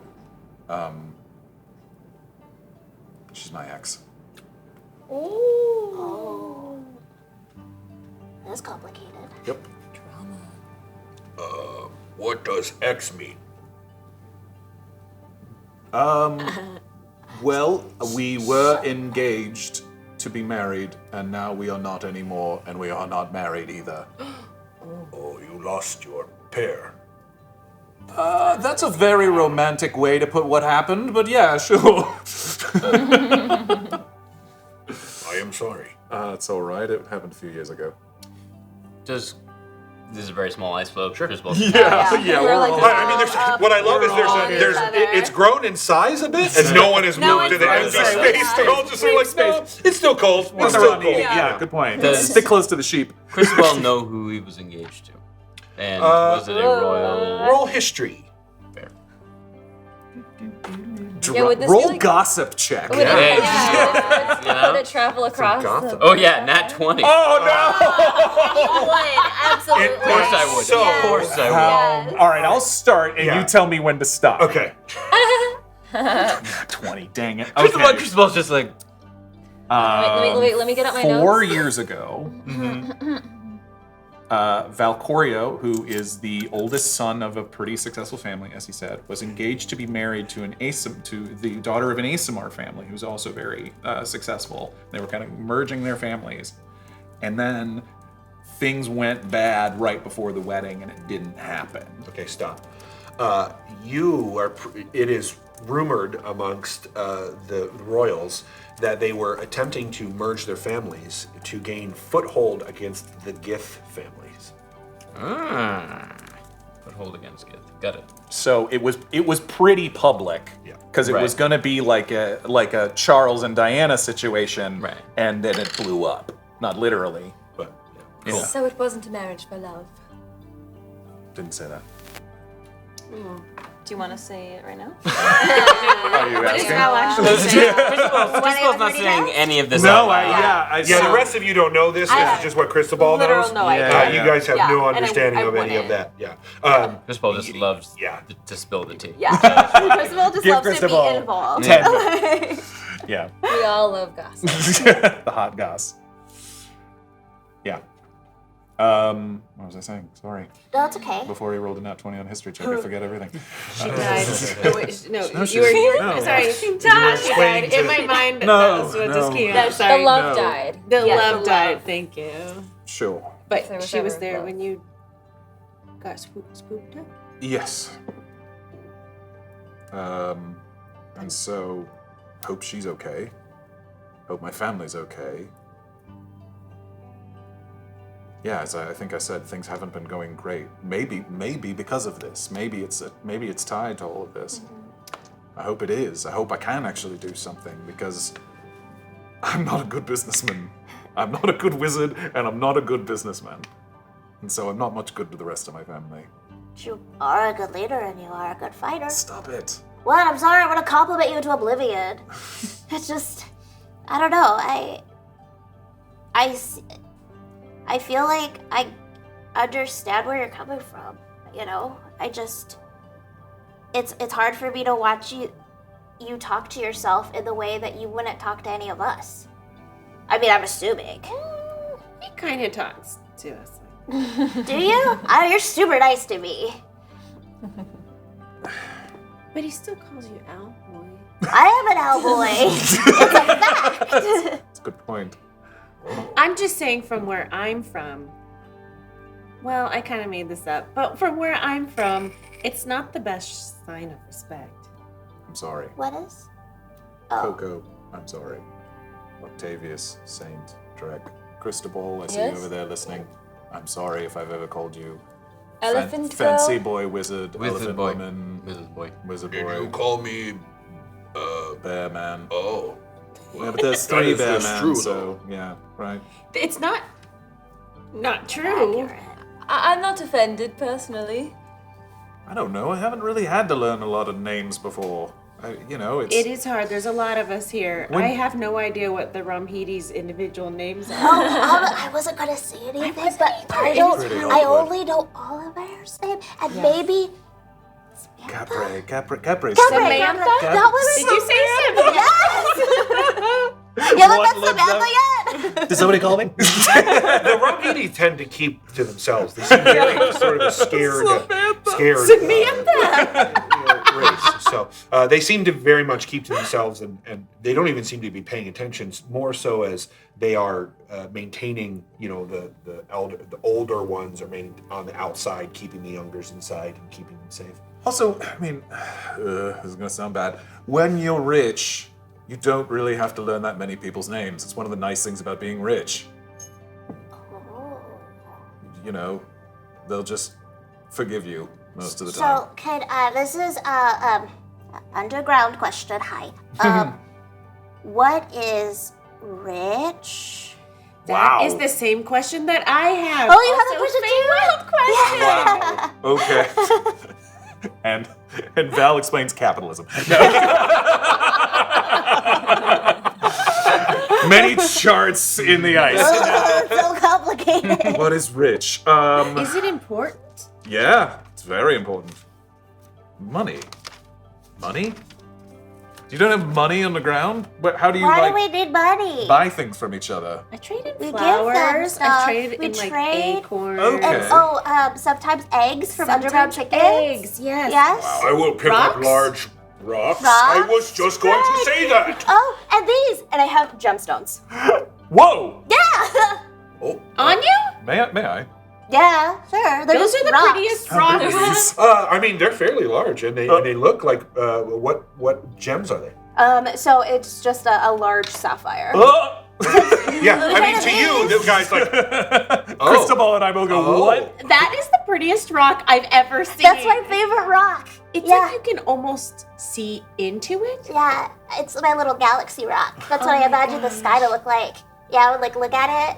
I've never seen a rock like that. Have Do you seen have a more rock of like these? that, Drake? Oh no. Yeah, I have some more.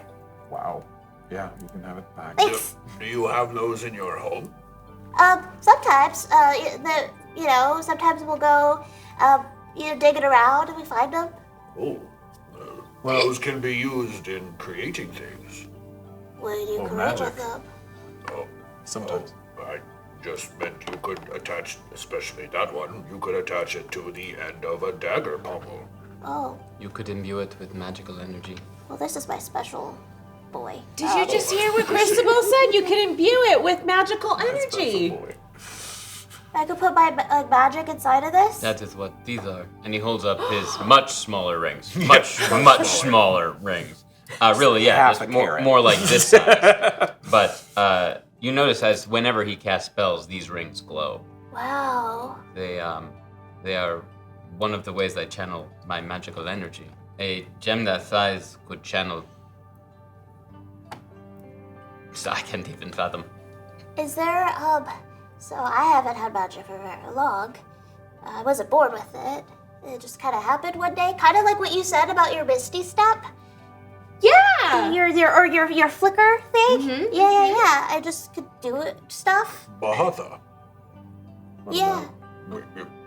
You are not familiar with the gift of Bahatha? A little bit. It is why we are, well, excuse me. I did not want to insult you. It is why we are here. And he looks at KoKo and Saint. It's to clarify, as Southern Islanders, we've probably heard of it, or no? Bahatha, yes. Yes. The gift, no. Okay. Yeah.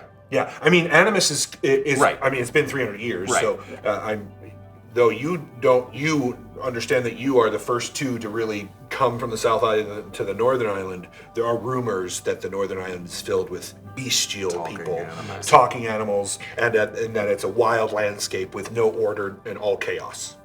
Wow. Okay. Wait. So what gave Bahatha the idea? Not that it's not great. You're all great. Well, Freda tells us that Bahatha and Thasha needed to protect the island. It is why we have storms. And also by giving Bahatha giving gift to animals to become smart and be able to think and make things grows her power. Wow. Yeah. Okay. Cristobal, do you think that if could you teach me magic stuff? Is that a thing you could do? Can you read? Yeah. Can you, Otto? Yes, I can read. Are you old enough? It is not easy to do. I don't hear often of people naturally acquiring. I mean, there are people who naturally acquire spells. Yes, they're sometimes difficult magics to control. But they also come very naturally to them. The way I have learned how to use magic, and the people I know, is through rigorous study. So yes, I can show you how to use magic, but it will take some time. I was also very bad at that. I was bad at business, and I was bad at the lots of time spending at desks reading. And as I say that, I'm going to take out my father's spell book, which is Wow. this is how I have learned my magic by reading and learning from this, which was my father's. If you wish, we could take time, and if there is something specific you would like to learn, I could teach it to you. Could I maybe sit in on that? I feel like, wait, is what I have inside me the same kind of thing that you have inside of you? It's pretty clear to you that her magics are not It's not different, It's right? not. It is. Have you spent a lot of time reading books? I think we can safely say no. Exactly. I love when KoKo gets just a little sassy. So like with the skull and the repercussions from it, I would not be surprised if your time in the Feywild is what granted you some of these powers that you utilize. Probably. They are not, but they are innately able to work with the same style of magic I have, which again is not Fey. It's different. It is different. Okay, I was just wondering. GM check. Yeah. Is my magic similar? The arcane trickster, as far as I understand it, is it's more of it's intuitive. It comes about as you gain power. Yeah. It's more of related to your abilities to sneak. Yeah. I'm than still it gonna is more be a of- student and for sure. follow this For sure, of thread. course. Yeah. But the magic is. But the magic, the magic is itself definitely Right, the is schools arcane. are the same. It is Cool. definitely arcane. Yes. Yeah. So, yes, I could teach you, perhaps. Okay. I don't know. It might behoove you to sit in on lessons. I mean, Fey magic is really chaotic. But it's hard for me to say if the skull was Fae.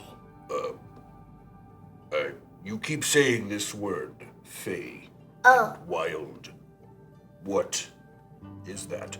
I'll let you explain that to him, KoKo. Well, maybe Cristobal can give a textbook version of what Feywild would be, if you've read about the Feywild, but I can say Feywild is like a place. Oh. And it's also a feeling. It seems like a feeling, and also it kind of comes with a taste and a texture, and it comes with a smell, and it sounds like something, but it's mostly a place. It's kind of like disco. What's disco? It's a place, it's a feeling, it's a smell and a sound. That smell is not good. The smell is sweat. Don't understand, but also do. I don't. It's okay to This say you place is a smell and a sound and a taste and a feeling. It is. There aren't the same kind of trees here, though. Oh. It's a lot of trees and things around there. From what I understand so far from learning from you guys, is the stuff that happens there is not the stuff that happens other places. The world is naturally magical. It is imbued with power and strength, much like Bahatha has imbued you with power and strength. And when the world was created, it was created with rules. The sun rises in the east and sets in the west. The Drek cannot fly. Drek cannot fly. However, the Feywild, the Fey creatures, wanted nothing to do with these rules. They wanted to live their life the way they wanted to. Sounds selfish. No. Maybe. Oh, no? Well, rules give us order. They give us ways to achieve goals together. And it could be said that it is hard to go into a place like the Feywild with a task in mind and accomplish it because there's chaos there. Now, not chaos as always a bad thing, but it is something that makes it extremely powerful, sometimes dangerous. But I think the best way to describe the Feywild is magic without rules. And the creatures that live there don't follow the rules that we follow. I did follow some rules while I was there, but I learned them from... Were they rules, Feywild rules? No, they were like life rules. Like what? Like be a good person. I mean, that's a pretty good rule. Like if you're walking and there's a branch and it's coming towards you, you don't want it to hit your friend, so you move it out of the way. That kind of stuff. Rules. My Uncle Glenn. He kind of taught me that stuff. But anyway. Do you have an Uncle Glenn? Nice. Glentar. I'm sorry, what? Did he go into the Feywild with you? Yeah, he would kind of go in and out. I'm not sure where he would go a lot. He would just kind of like be there and then like not be there. And I would just see him when I did, but he kind of was like my only family.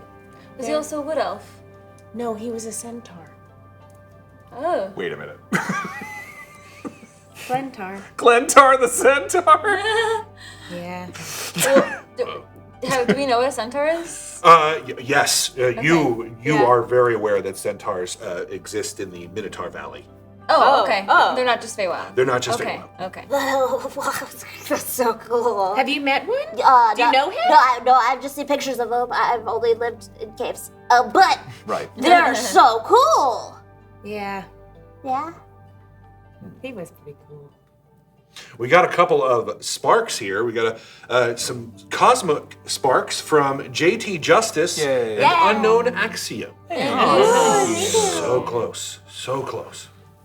And I think we will use that to go to our intermission. Yes. Thank you all for sticking around and giving us advantages and disadvantages. All of the sparks and motes that you have donated to us, we very much appreciate it.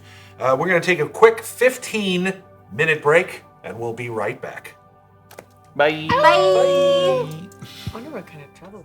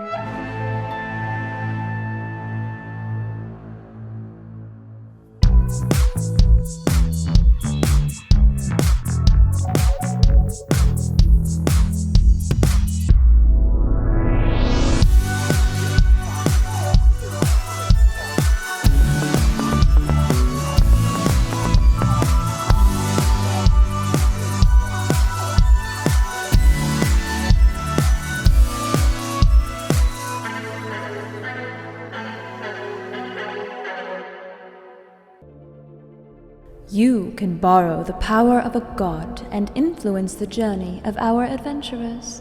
Join forces with other watchers to drop a force of nature or a force of cosmos into our world. A trap, an advantage, a monstrous predator, or a portal to another dimension, where everyone is a talking sock hand. Force cards are unlocked level by level, each one increasing in power. You may dip your toe in godhood by purchasing a seed of nature or a spark of cosmos that will increase your force's strength. Or you may harness even greater power and purchase a mote of nature or a mote of cosmos and propel your force even faster to the next highest tier. Should you choose to affect the story of our adventurers, you can do so by using our custom extension to choose which side you're on, and maybe even help or hinder the player's dice rolls with an advantage or disadvantage while you're there. Use your powers wisely, Watchers.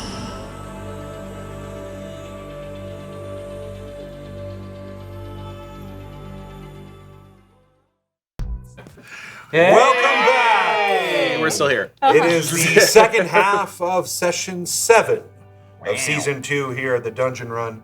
And we just finished with a lovely little roleplay session here. As you can see, we have an uncovered board. I don't even know if we'll get to it, but I wanted to have it prepped in case we do. It's not a sheet cake? So, it's not a sheet cake. Why are we here? I know, looking at me and knowing me, it would most likely a sheet cake, but it is not this evening, unfortunately. It's gonna be a battle set. You cut it and it's cake. Yes. Everything is cake. Everything is cake. Oh, yeah, that is a show. It's okay. Netflix, I believe. It's good. So I assume that these conversations happen throughout the day as you travel down the Rogevna River. I'm sewing the whole time. So however long it takes me, I'm like, first I'm building KoKo an outfit, and then I'm using my hides to build myself an outfit. All right. I mean, I think probably one day will give you one full outfit. So by the end of the day, as the sun begins to set, KoKo's various bits and bobs that were hides have now become clothing that keep her some warm. So can I say that she has like a full wool jerkin and pants, fur-lined, and it's a shirt. It's like shirt jacket. Shirt jacket. What's a jerkin? And would it count? I'm a jerkin. And would it count? Don't be such a jerkin right now. And would that count as winter clothing? It will count. It will count as keeping her warm in terms of winter clothing. Thank you. Thank you so much. Genuine hero. That's Googling jerkin. It's gonna be classy. It's gonna be freaking classy. Very Shakespearean. I just end up wearing the same outfit that you're wearing. It looks exactly like that.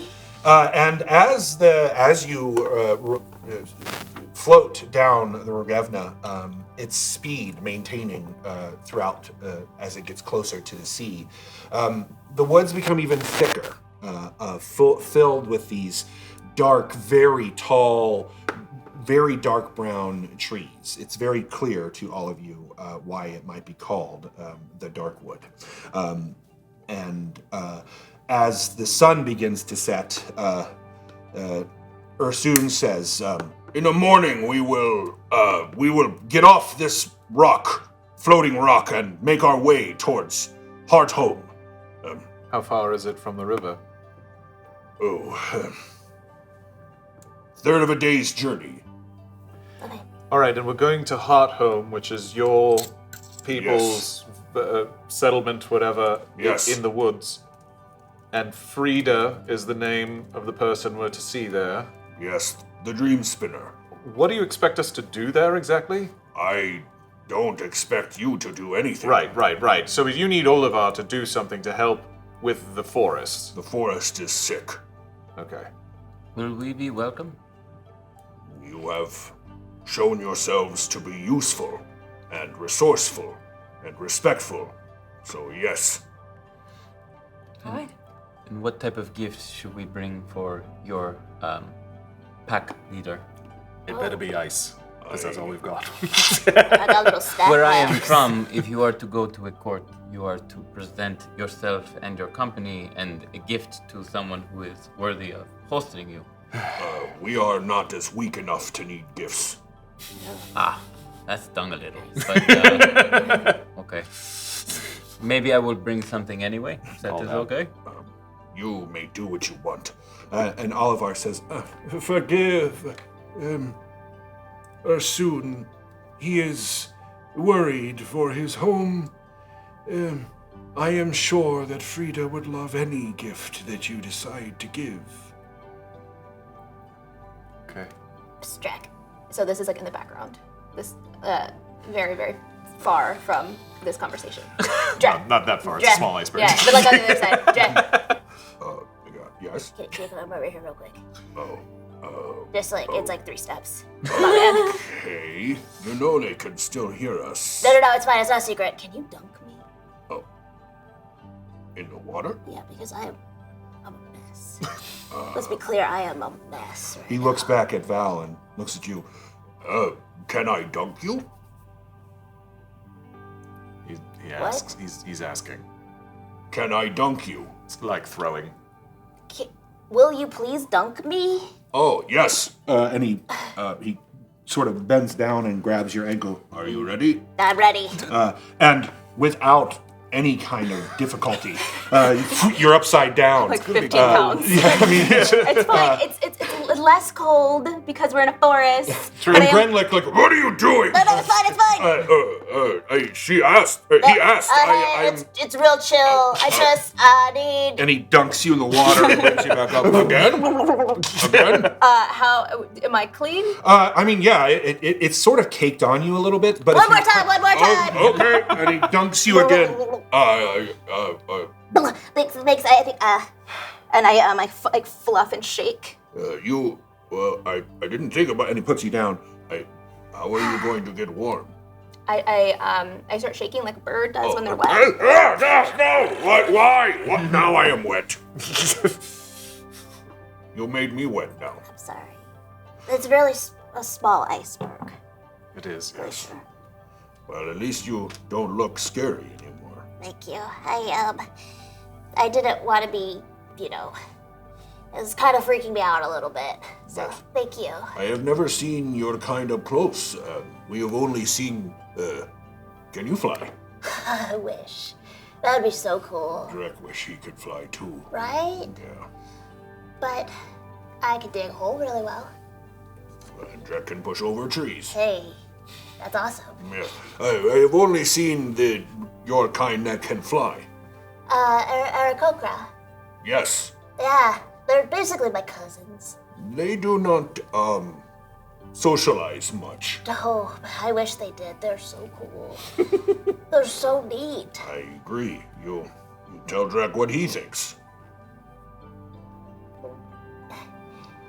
I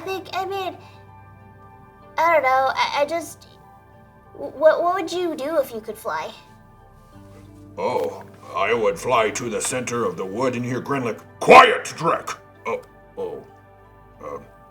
Drek would, fly very high. And he kind of side eyes look at Grenlick. To see the forest as a whole. And I would maybe even go south, away from all the cold. Yeah. It's not cold where you're from, right? It's really warm? Oh, it is cold. Oh. It is like this. Ground is hard. Hard to dig. But you want to go away from home a little? I would like to go to The the Feywild?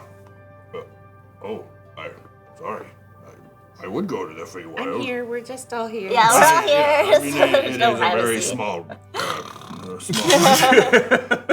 And in Thank you for bringing that up, Val. Some of the Ramhidi and Olivar begin to sort of find their places on the iceberg to rest as the sun is now well set and you're into twilight.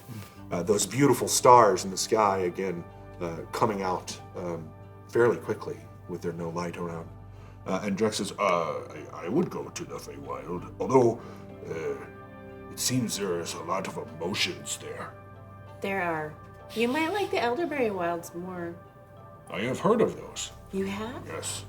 We have had friends, visitors from around the island for many years. Maybe they know my family. Do you know your family? No. Yes, I would. I would go to the Feywild, especially with you. Why does she keep making that noise? That wasn't even a word. Anyway. Cristobal is very tired from sewing for the last 6 hours. And I need to rest. I am going to sleep. I'll take watch and protect you while you sleep. I'm also gonna kind of doze off, I think. Oh, yes. And he looks over at Ursoon, do we need to keep watches? and Ursoon says, No! I will keep watch. Oh, all right. Keep watch if you want, Otto. Honestly, it's hard for me to sleep after fights. Okay. You can wake me up if you want to train after yours is done. Okay. and Drek goes to lay down and find his comfy spot to sleep.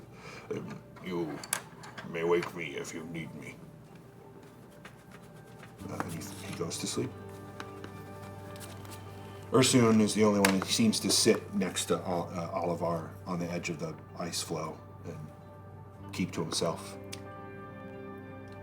Because I'm awake, I would love. Row. I would love to sit on the other side of Oliver. Oh, okay, yeah. Wow. Yeah. I mean, Oliver's sleeping. It's Yeah. Ursoon, but... I see. Yeah. Okay, so I sit on the other side of Ursoon, which is even more awkward. Hello, sir. Don't call me that. Would you like me Ursoon? Only? Yes. Do you have a title? No. Cool, me neither. No, I do. What is your title? Well, I'm the first to flee the nest. That's an interesting title. Then you might call me the first to find a family. That's a really good title. Oh. Well, thank you. Yeah. Uh, So, are all the other Ursakka here your family? yes. My brothers and sisters. All Ursakka are family. It must be really hard to carry a lot of that on your shoulders, huh? I am strong. You are very strong. I can handle it. Yeah.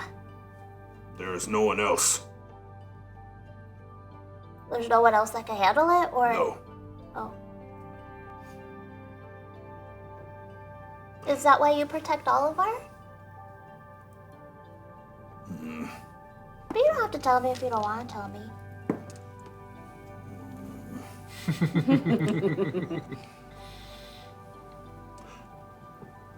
Duty.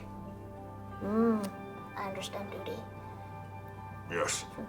I suspect you do.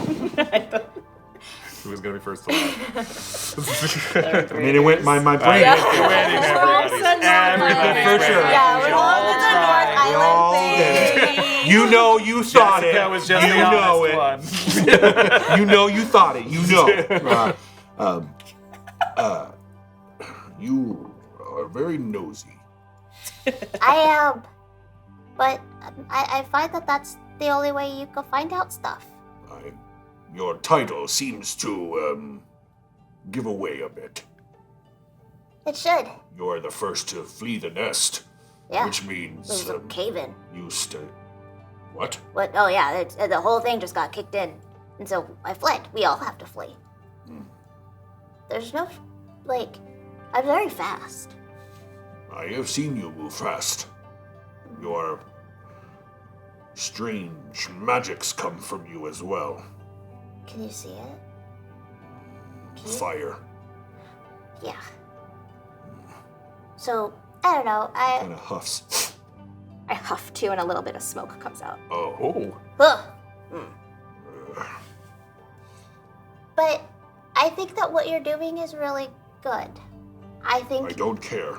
I know you don't care. You don't have to care. You're so interesting to me. Because from over here, it looks like you're doing a really good job protecting your family and to protect all of and you keep saying the place is very sick. And it is. And so what you're doing is very good and very, mission-based, which I appreciate because I also have a mission. Is it to annoy me? Kind of right now, I guess. What's your favorite, color? He looks at his fur. Blue. Nice, that's a good one. What is yours? It's also blue. We have one thing in common. We do. You are easy to talk to. Thank you. Your persistence, though annoying, is also embarrassing. Embarrassing? Because he's a bear! Good night, everybody. Good night, everybody. If he was a deer, it would have been endearing. I don't know why. I have no idea why my brain Sometimes did the that. puns. But it did. It just did. I'm sorry. I'm sorry. I was looking at you and I remembered you went ha when I said bare hands. That's what was in my head. This is what happens sometimes when you DM. Sometimes the puns so happen without even trying. And Barry. You. Well, I just... Please do not ask me any more questions about my homeland. It is not my job to tell you. That's fair. I respect that. And I'll tell you the reason why I was asking. Just so you know, it's not a question because it's not posed as a question, but I'm sharing now, you know what I mean? I was asking because I want to help. And I have to understand what it is. Do you?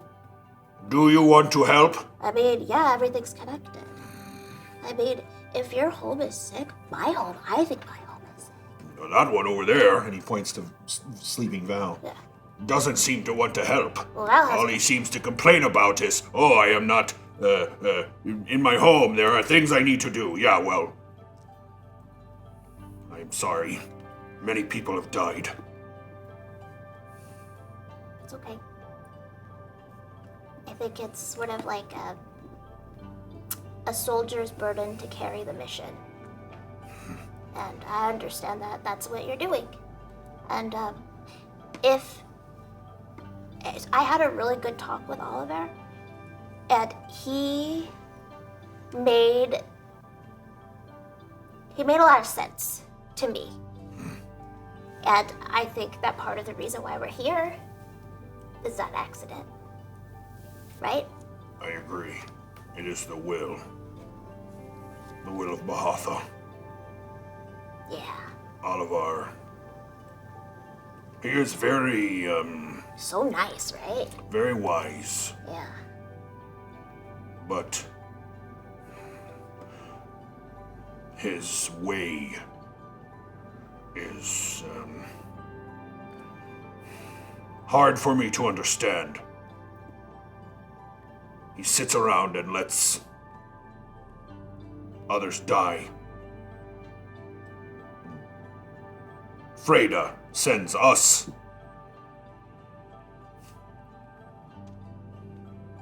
I have said too much. It's okay. Do you want some of my snack pack? I am not sure what is in that. Well, there's carrots. Okay. There's ranch. Weird substance. Yep. And that's how Val finds them. Sharing carrots and raisins. Are you? I mean, do you want? I can take watch. Yes. All right. Over there. Yeah, fine. You should join him. You should get some sleep. I think, yeah, I better get this sleep. You could keep the It snack. wasn't horrible to speak with you. It was also not horrible to speak with you. Are we all taking a long rest? Yes. Okay. Yeah, and you're welcome to. Val, your watch seems to. I think Val definitely, like, probably just sits on the edge of the iceberg and having been inspired by Otto's dunking, doesn't dunk himself, but also probably like takes a rag and is cleaning off his breastplate, and he's cleaning the. There's an emblem. His breastplate is pretty beaten up. It was once very nicely made, but it's pretty rough and tumble at this point. So he's cleaning. There is a sheaf of wheat and a crescent moon over top of it, and that's over his right breast. He's cleaning that off and sharpening his rapier a little bit, and just sort of listening, trying to listen around to the river. It's. If you weren't floating on an ice floe in the middle of being pulled out of your life, Yeah, this would be very relaxing. yeah. The sounds of the river, the rushing of the water, the lapping against the ice floe is comforting. There's a silence that doesn't, even on the beach, is not there. I think he's like got his head down and he's, just trying to clean off the rapier from the gnoll blood and everything else that was on it. And as he's in the midst of doing that, not too far away, another iceberg is drifting past. That's right across, and he looks up, and there is another dragonborn looking at him, sitting there also with its rapier in its lap. Okay.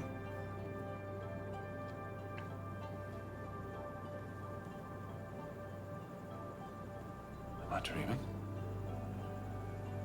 And I'll try to mirror, and it doesn't mirror him. Hello? Who are you? It stands solace, no movement, as if it hears you but doesn't move. Are the stars out? Oh, yeah, there are stars all above. In fact, as you look up, there's a single shooting star that goes across the sky. This dragonborn is also silver, but it's not quite corporeal. It's kind of misty. But its breastplate looks great. It's pristine. And his scales are not as tarnished as Val's are.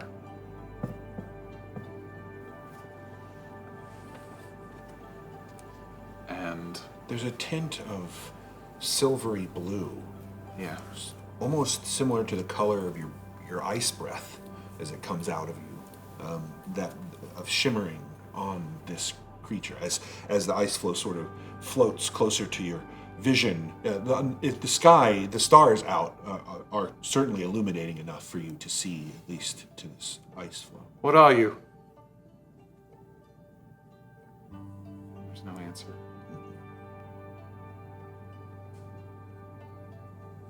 And I'll even try to reach out, because it does look a lot like him, but just different enough to really trip him out, and try to reach out and poke at it. It's probably just 10 feet away, so if he reaches, he can just try to poke through it.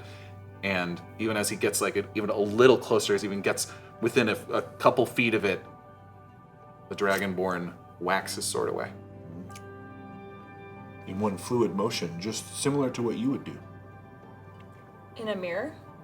No, it's not mirroring him, which is the weird or even weirder thing. But it's misty-like, so you don't feel any contact. I think he does. I think as he's doing this, it's literally like it doesn't look as if it should because it's almost sort of blurred, but you feel it. You feel a sword.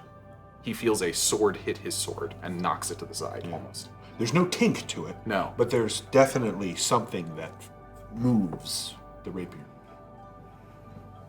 And for a second, as he's sort of staring at this figure, he feels like, just for a moment, he sees himself through its eyes.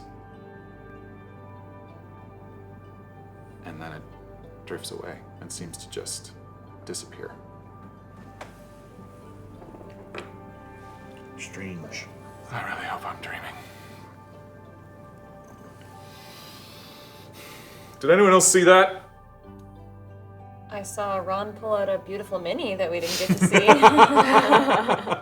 Is that for later? Time for another day, for sure. For another day. Val splashes some cold water on his face and just tries to keep a better eye on it. Thinks he's probably nodding off or something. KoKo pops up. Hey, Val. Oh yeah, you've had your 4 hours of trance, haven't you? Yes, I feel so good. Great. Do you want to go have a nay-nay? What's a nay-nay? You know, nap time. Oh, I mean, I'm... You know, the sun will probably come up soon. Yeah, okay, yeah, I think I'm... Hey, are you okay? No. I know that's usually your answer when I ask that. I try to be honest. But just wanted to say too, I'm sorry that I get on your case about being angry. It's okay to be angry. I know you've been through a lot. Just wanted to say sorry.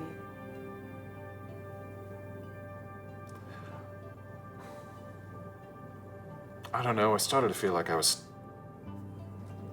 really starting to figure things out, like my place in the world. And then it turns out the gods had other ideas, quite literally. So I don't know what to do. I'm just trying to get through the day. Well, get some rest. Maybe tomorrow will make more sense. Probably not, but yeah, thank you. If tonight's to be any indication. Good night. Sweet dreams. Thank you. KoKo, as you're on your watch, you kind of it's very hard not to look up at the sky. Again, if you've ever been out into the middle of the desert or anywhere where there's no light pollution, the sky lights up in a way that just doesn't happen when you're close to lights. You can see clearly, the gases and remnants of some sort of galaxy in the sky. And as you're sort of admiring the stars, you notice some movement on the river, on a smaller ice floe similar to the one that Val saw, the other Dragonborn. And on it appears, sitting on it, as it floats in your direction and then sort of mysteriously keeps pace with your ice floe, is a small, bearded garden gnome. What? With a red hat. Uh-oh. What? And he looks at you and goes, hey, psst, hey, hey. Yes? You KoKo? And he kind of looks at his hand. Aldershadow? Oh my goodness, yes I am. Yeah, Hi. oh yeah, hi. Oh, sorry. Hi. Hi, yeah. Hey, we have a mutual friend, and she says stop eating the worms, huh? Do your job. Plant them like you've been told. Uh-oh. Oh no. Okay, we clear? Sure. Great. And he pulls out what looks like a small wooden rod, and he whacks it, and it turns into an oar, and he begins to throw himself down the river. Oh, please, can someone do fan art of this moment? A telescoping orb. So good. Perfect. They taste so good. Okay. The rest of your watch passes pretty uneventfully. Okay. And as the sun rises, Before the sun rises. yeah, go ahead, yeah. So as Otto is drifting to sleep, I think that their comfort place to sleep so far has been with or by Saint and Cristobal. And so before battle or after fighting, and especially seeing the things that they saw during this battle, it's very hard for them to sleep. But as they are finally drifting off to sleep in a dream, sort of, Sure. it's like they have this feeling of falling back, and they start to feel very warm in this dream, and they hear a voice that says, "Welcome." And on the outside, it just looks like they're having when puppies are dreaming? Yeah, so My dog does it constantly. as people wake, it is Otto, he's kind of kicking, and he looks like he's in a nightmare. Poor guy. That's a nightmare. Poor little burb. Yeah. Poor little bird. We have a spark of cosmos Yay. from Unknown Axiom. Thanks. Oh, dang. Thank you, Unknown Axiom. for Did that. we hit it? Did we hit it? No, I mean, So close. it's inches away. So close, folks. Inches away. And as the sun rises, and that warmth, although still very cold, Right. there is some warmth from the sun now starting to wash upon all of you, naturally waking you from your slumber. And Ursoon seems to be tying ropes together in the morning. And one end seems to be a grappling hook, and he seems to be tying 3 lengths of rope together. What are you working on there, big guy?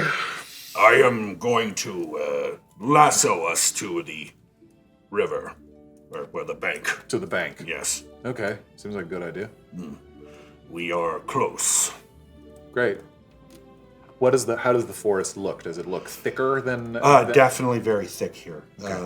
It's as if you, if we could grab one of the maps there, I can show that map. Yeah, grab that map. Thank you. You've been floating by this now for the better part of a day.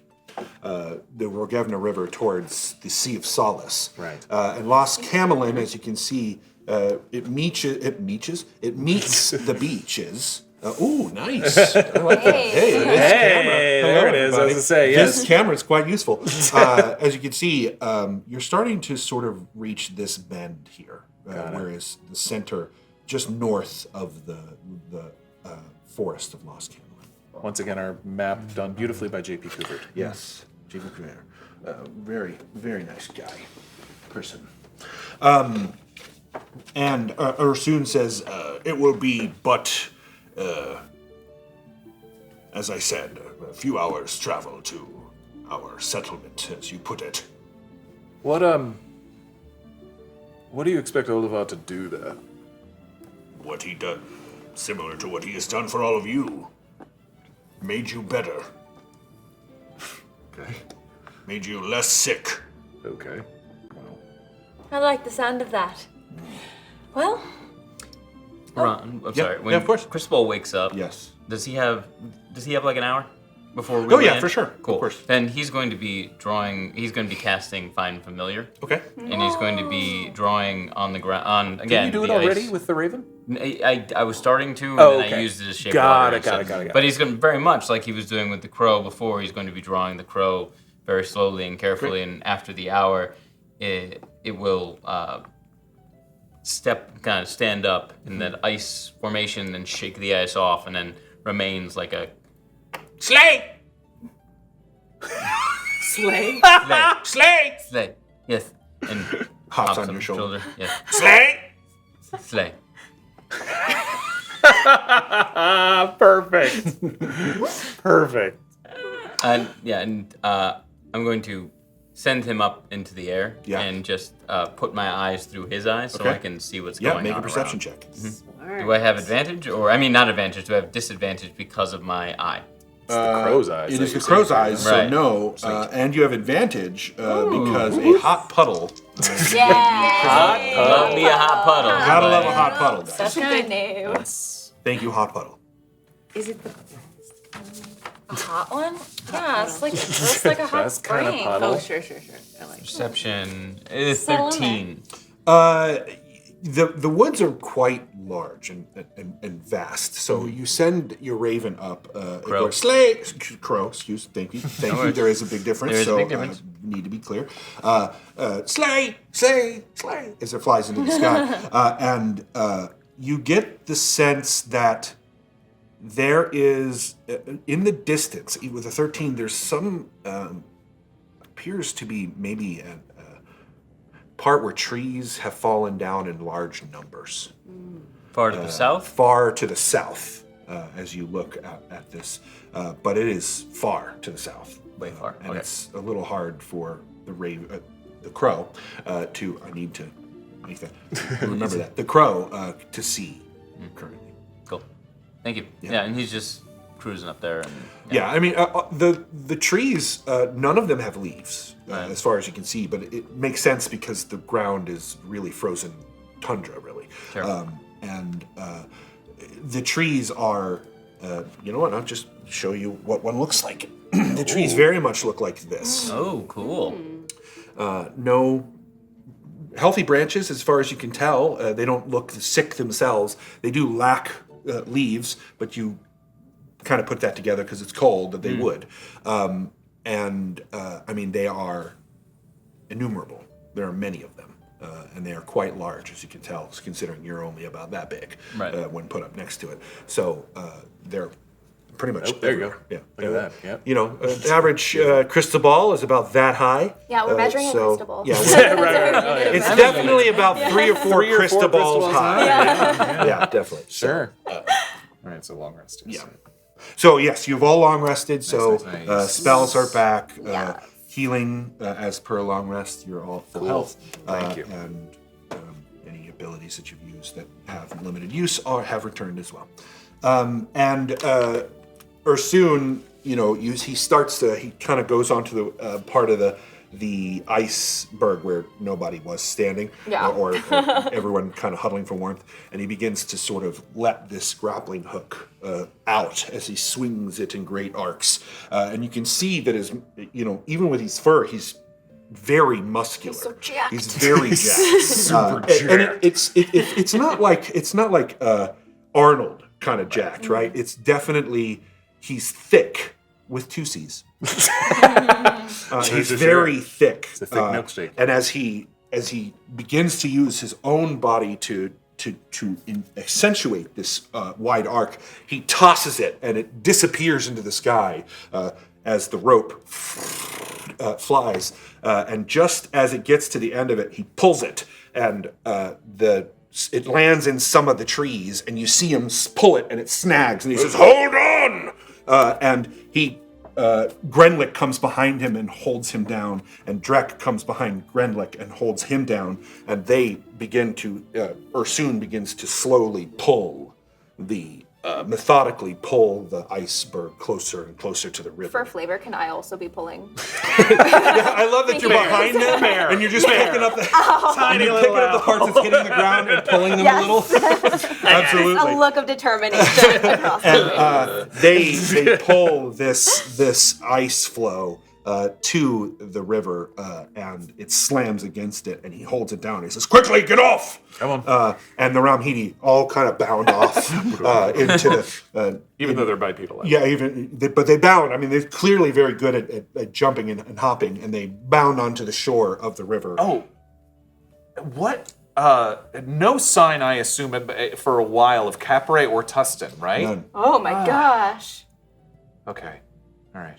And as they hold down, they wait one last time, and Ursoon looks at Grenlick and says, "Can you hold it?" And Grenlick says, "Yes!" And he holds it down, and you can see both him and Drek sort of their muscles tense even more as they're holding this weight, and Ursoon picks up Olivar and hops onto the beach and places him down, and then Grenlick and Drek both jump off as well as the flow slams and down the river. Nice job there, boys. And Otto. Yeah.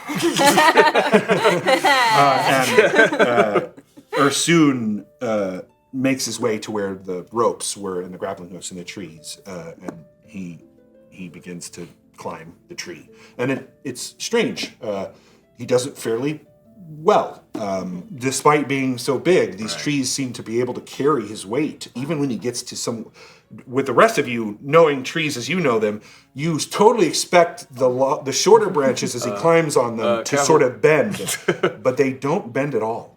Wow. It's very odd. They can carry hundreds of pounds, even a smaller branch of these trees.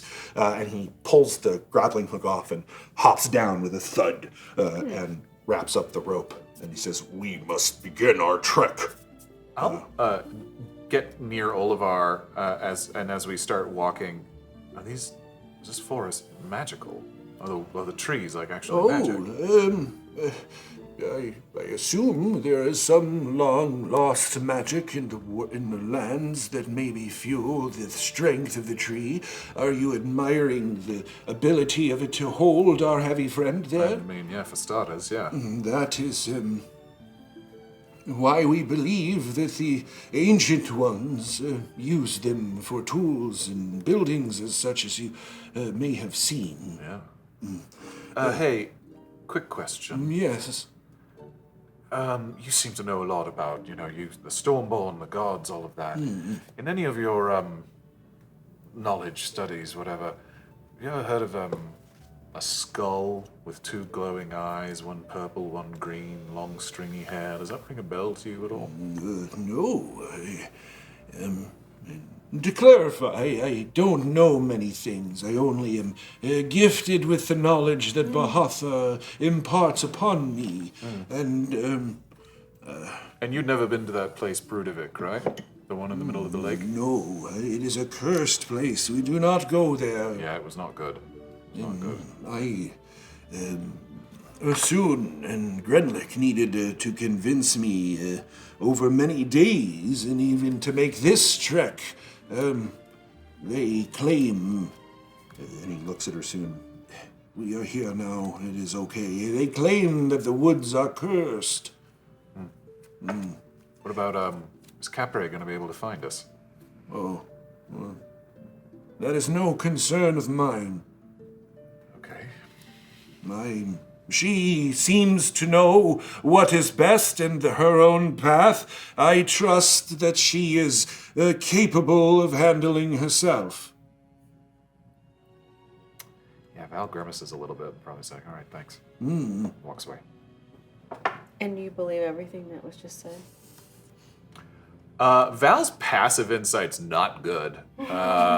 So, yeah. Sounds right to you. Yeah. I have no reason to... I don't have a reason to think Olivar would lie. Okay. I don't think. And you begin to walk in to the woods. Santa's cast light on her shield, so she's casting enough light for everybody to see in this dark wood. Yeah, absolutely. Yes, so it's a disco. It is the day, so there is a little bit of dim light, and it counts as dim light when you're in the trees. So the light definitely helps and illuminates more. And it's a interesting landscape. The grass is almost blue. Green still, but like bluegrass. It has a blue tint to it, and it's made worse clearly by the frozen part of this land. The roots of these trees seem to only be slightly in the dirt. They don't seem to grow deep. They seem to grow out.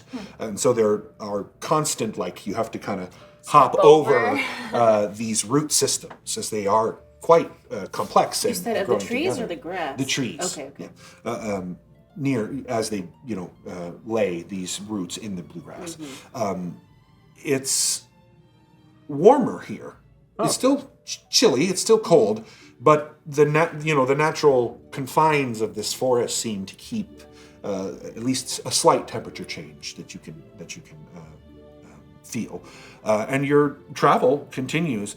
They're odd, especially for you, KoKo and Saint. After a while of walking, an hour or two, you realize that there are no animal sounds.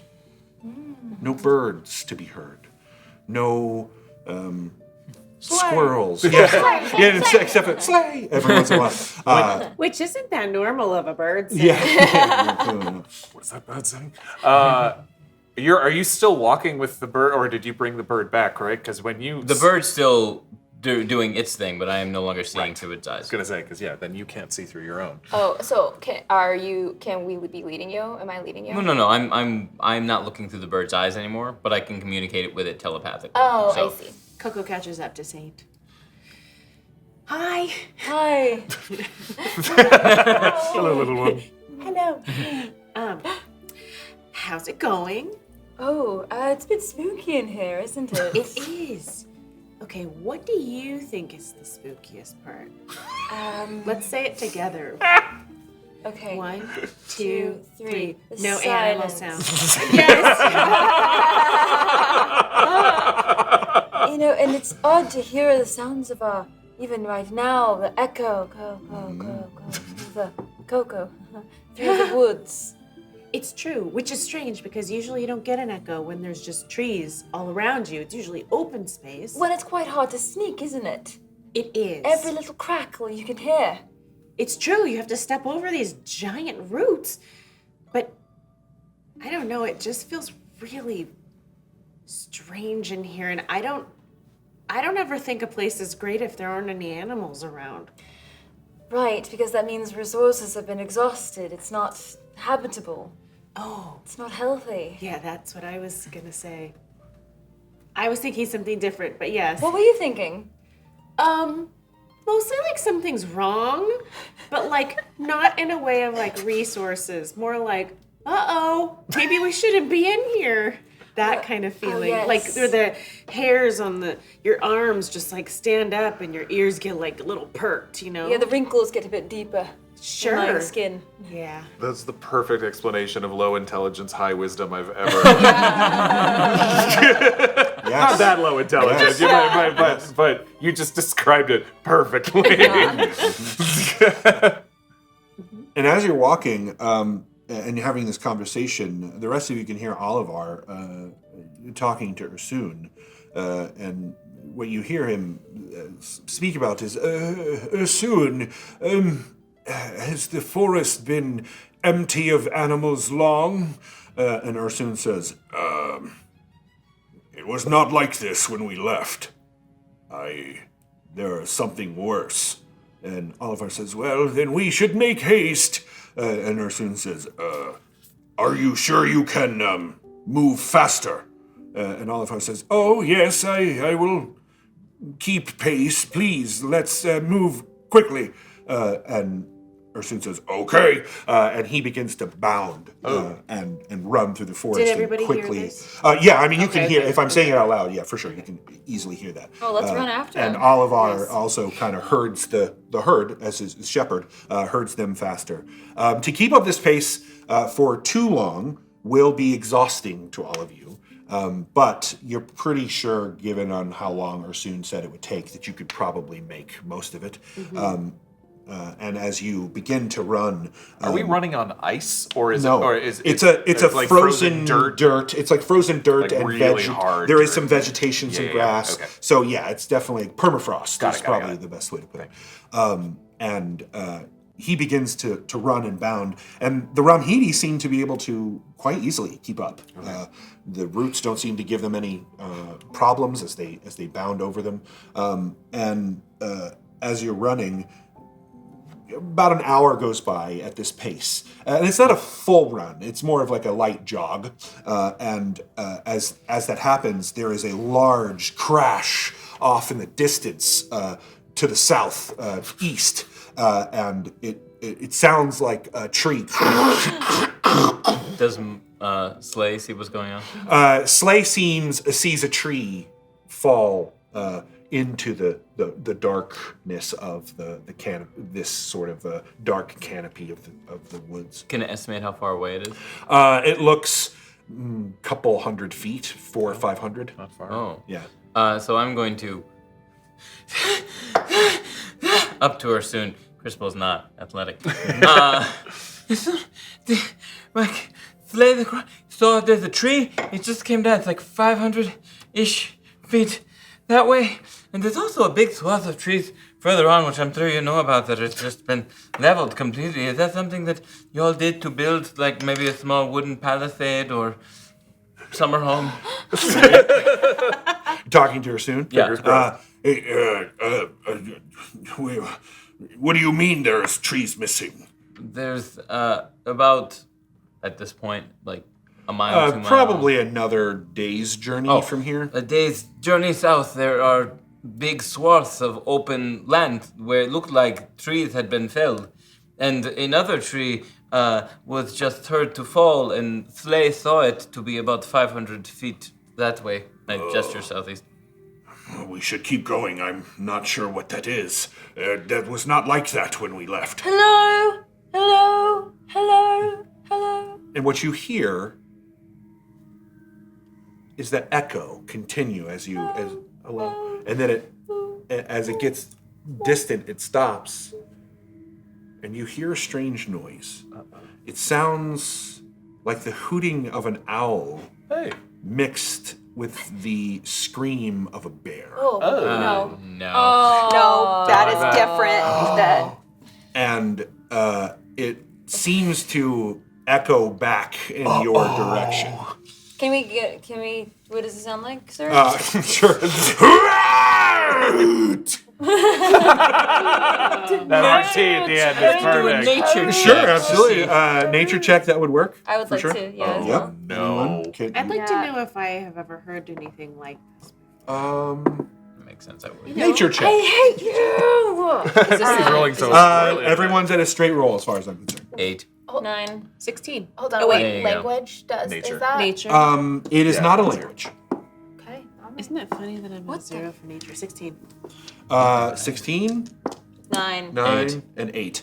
I would never know what that idea. is. No clue. Even your raven is like. There was a phonetic sounding out in one of the books. You didn't read that, I chat. know You, pigs and cows, however, that's it. Yeah. You've been in the Feywild. You've probably seen a griffin. It sounds like that, but way bigger. Oh no. Did you guys know that was a griffin? Side note. Wait, no, I thought it was an owl. Okay, never mind. Keep going. And Similar. Ursoon seems to hear that noise, and it catches him off guard, and his speed increases. And he says, "We are close. Move quickly." All right. Gotta go. And it isn't but another 20 minutes at this pace. We are all starting to just on the edge of having to make a con save in order to keep up. You arrive in what looks like a small clearing, and we can. Oh, we get to look. Let's reveal. It's not a cake. There you go. Not a cake. Look at that. Oh, this is cool. It kind of looks like a cake. I mean, the middle one. And you. Oh, that's gorgeous. Yeah, You it's beautiful, man. appear in this clearing, and there is a thatch-roofed. Oh, yeah, I didn't even see it over A there. thatch-roofed hut that is fairly large, as you can see, and there appear to be a few bodies that, or not bodies, but like I know. individuals that seem to be hiding behind trees. And as you enter the clearing, they all sort of look, and there are dozens of Ursakka faces. Oh. White, as polar bears, taiga, black bears, and alpine, which are much like Drek, the grizzly type of bear. And they all seem to visibly relax when they see the familiar form of Ursoon. And you hear a whistle, and from the thatched roof hut appears a rather large middle-aged, that you can guess, having seen Ursoon and the younger Ursakka, bear woman with a crooked, dark wooden cane, staff that she holds about shoulder height, and she comes out and she says, "Oh, Ursoon, you have returned. Oh, thank Bahatha. Quickly, come in. Come into the hut. We will get you warm and feed you. You brought more than just Olivar, I see. Welcome. I am Frida Dreamspinner. I am the druid leader of these peoples. It is an honor to meet you, Frida. Thank you for welcoming us. Is there still permafrost on the ground? Yeah, oh yeah. Then Cristobal would like to shape water into a ice statue of her with not full blown, like right smaller, about this side.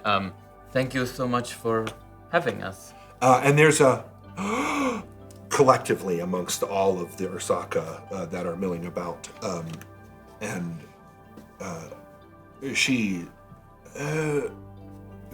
thank you, and she takes the statue from you and says, it will melt if I take it inside. Do you mind if I leave it out here? No, of course. And she sort of places it right next to the entrance. And Olivar steps forward and says,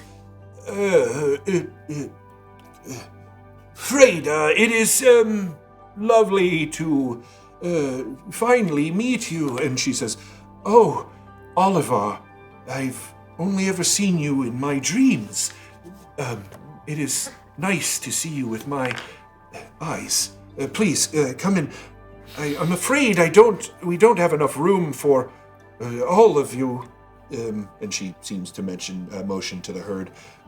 And Oliver's, it is fine. They will stay out here. Is it safe, though? We're hearing some really strange roaring sounds, and we also fought some really awful gnolls on the way here. And several trees in your forest have been felled. Yes, come inside. I can tell you all about them. We have been... Come inside. And Olivar hops inside as she opens this wood. And you can tell there's like wooden band. There's a wooden door made from clearly these trees in slats. And there's silver metal handles and metal plating on the door. It's clear that they do have some ability to create and build. And as you enter, it's a great sight. There are cloth banners that hang down that seem to have what looks like a deer head in a ball of like grass around it, hanging from the rafters. And it's clear that many of the Ursakka live here. When you enter, there seem to be mostly younger Ursakka that are here. Mostly male, some female. But they all have weapons. They all seem very well trained and around. It's very reminiscent of a Norse shared house. Okay. And as she lets everyone in and closes the door behind her, in the center there's a large cooking fire with a pot over the top of it. And she says, we are cooking ice tubers. And you will be able to enjoy, as a hospitality to all, to the Ursakka here. Sounds great. Thank you. Please, sit. And around this cooking fire are little, like, thatchwork cushions, almost as if they've been sewn together like a rudimentary beanbag, but made from this thatch. And the thatch, as you get closer to it, you can see is essentially these Darkwood branches that have been split into small, thin pieces and then stuffed into it. So when you sit down, it's not the most comfortable thing in the world. It feels like a wicker chair, kind of. And she sits and she says, first, to answer your question about the sounds in the forest that you heard, that we also heard, we have been hearing lately. It is Hunolo, collectively known as the Will of Bahatha. It is a very large beast.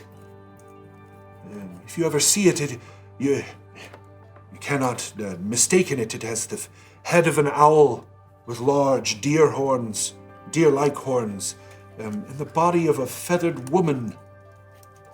Whoa. Wings of a bat. Oh, it's so different. Whoa. And I'm sorry. Roll religion. This thing is called the Will of Bahatha? Yes, that is what Hunolo means. Wow. Oh, that's so 13. scary. A little bit. You've not heard of the Will of Bahatha. You do know that you've met the voice of Bahatha, Right. and its name was Hunre. Hunre. Hunre is the Hunolo. voice of Bahatha. And Hunolo is the Will of Bahatha. Hunre was the one who took Ursula away. Yes. And Freda says, we keep away from it. It doesn't seem to be able to speak. Is it the one destroying the forest, knocking the trees down? Yes. Why? That we have not yet determined. It seems sporadic and angry. I assumed that it was because of the sickness the forest seems to have undergone. I dreamt of its arrival, and 2 days later, just before you arrived, it was spotted in the woods nearby.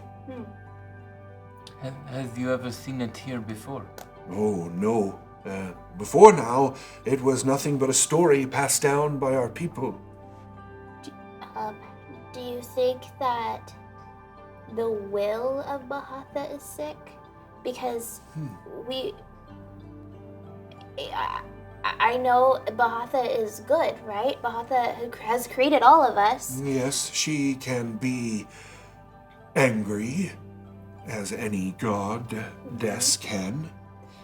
But if parts of her maybe aren't in harmony, maybe there's something wrong with the will of Bahatha, and that's why they're, knocking down stuff. Well, that is why I have sent our last forces to deliver us Oliver.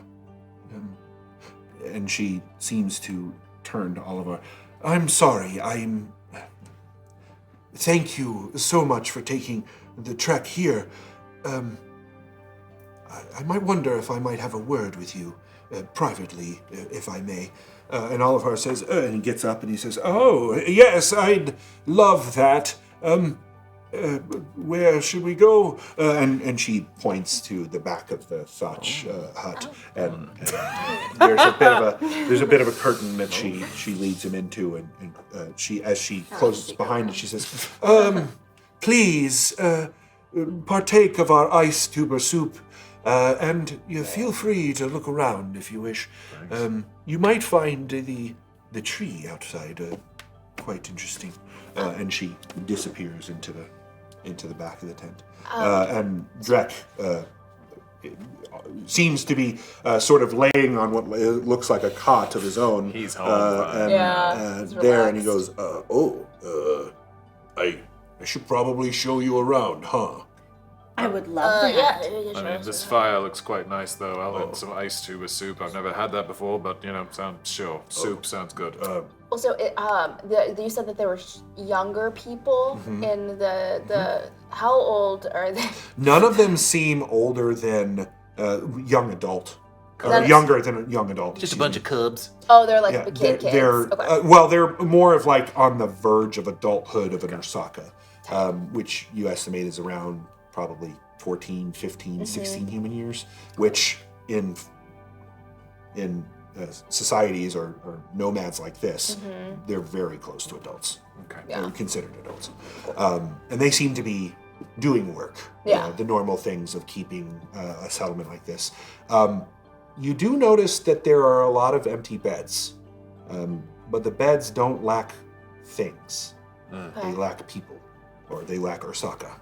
Oh, okay. And in some places you can see what look like dried bundles sort of placed on the bed. And Drek says, is it just you and me? Or... No, I'd like to come too. Yes, please. Yeah. Saint's gonna go check out the tree. I think we're going there, aren't we? Saint is going. That's where I was going to take this. Yes, I'd love to see the tree, and then you can show us around your home. Well, outside of here and the tree, that's pretty much my home. Love it. Well, show Unless us. you want to go deeper into the woods, but I don't suggest we do that. Really? Not really. Maybe later. But I would love to see the tree, and we could take this soup to go. And That's what I was thinking. Put it in the cup. Yeah, I mean, they're little like clay pots or little clay bowls that Let's you can walk put. and eat. And soup it up. I never thought to do that before. Really? I've always sat down and eaten. I never, like, I could go outside. Brilliant. And he pours a bowl and begins to hand them each to you. First to KoKo, and then to the rest, who take one. And he leads you outside. And there's, I mean, it's thick. The trees are thick in all directions, but there seems to be, as I said, a clearing here and a circle of trees. And one tree in particular looks extremely old. Its branches, long, have kind of deteriorated and broken, and they seem bigger than the rest of the trees, much larger, thicker in its existence. But a small circle of what looked like white flowers, not poppies, but white and bluish flowers seem to grow around them, and you can see that there are a couple of Ursakka that seem to pull out what looks like a small onion. And this seems to be what you're eating in the soup. Nice. And they seem to be, and as soon as one pops out and it puts back, another one, a sprout. Oh, wow. Just a small, tiny sprout seems to appear. And this does not seem odd to them. It seems pretty normal, and they finish their, as you are walking up, Drek says, this is how we maintain ourselves now to eat. Huh. Amazing. Freda is a druid. Right. She works well with the lands. Oh, wow. Yes. Okay. This tree looks. So this is my home. It's really nice. Is this your favorite tree? It's very big. Can I do an investigation check on the tree? Sure, absolutely. Man, these dice. Come on. And this is not my actual roll. I'm pay gonna off roll to potential. see which one's being good. You're at a flat roll Okay. as far as I'm concerned. Okay. Oh, none of them. Oh my god, I got a natural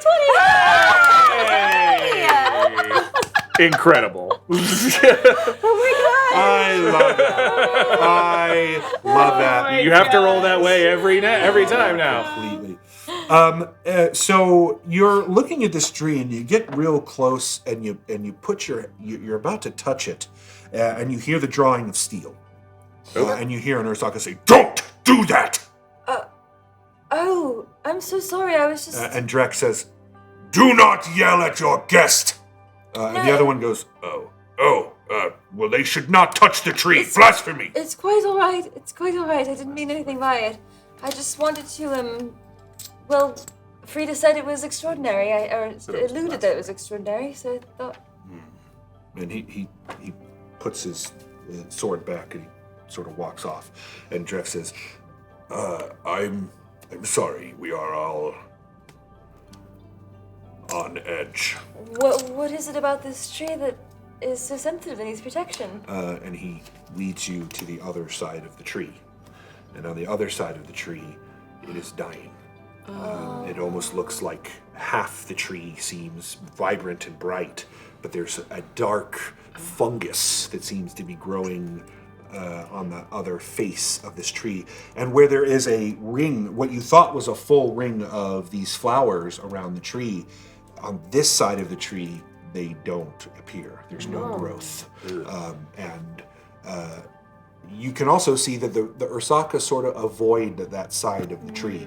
They don't go on that side. What is so special about this tree? I have more information for you about the trees, but because of your net 20, it's clearly that this tree is magically imbued. You can very much feel, even see that as you get close, and it has some what look like insects that are kind of crawling around, natural, wood beetles, those types of things. So it definitely houses life. But on this end, where it's blackened and dark, there is no life other than this fungus that grows across it. Is it just on the tree? And well, you said it's on the ground, actually, to it. It seems to be rising up from the ground up the tree. Okay. Is it like a clear delineation, like in the ground? Like are the trees like 10 feet away in that direction, also dead? No, it doesn't look like that. It looks like just this part of the tree. But now that you're looking, certainly there are other trees that seem to be afflicted with this at greater levels. So you said it looks like it's coming from the ground? Yes. So is it... From its root system. From its root system. That's what it looks like. I see. So not by the tree, but near the tree. I know what you're gonna do. I put like my talon into the earth, and I want to like... It's not like... I'm really using like the tacticalness of my claws to see if I can detect the magic that's in the dirt. Okay. And in turn making a tiny hole, but not it's not trying to be deep. It's really just trying to like feel the earth. Sure, make a strength check. This dirt does not seem to really give way to your claws much. Okay. Any advantages or not? Nope, straight rolls roll. as far as I'm concerned. We have gotten a spark of cosmos from Tapartos. Thank you, Tapartos. Thank you. Okay, lucky dice. Ever closer to that next So card. close. All right. Okay, that is a 16. So you begin to dig into this, and you're making very little progress. Yeah. Even for solid, it seems that it's as if the ground itself around this particular root is harder than it should be.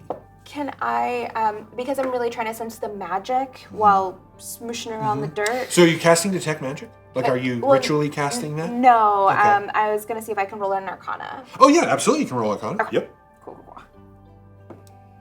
Yeah, I'm better at that. That is a 16. It doesn't strike you as a magical effect. Okay. The tree itself is clearly magical. Yes. This tree is clearly not arcane, but magical in some sort. But this thing that's affecting it does not appear to be what you would call magic. I see.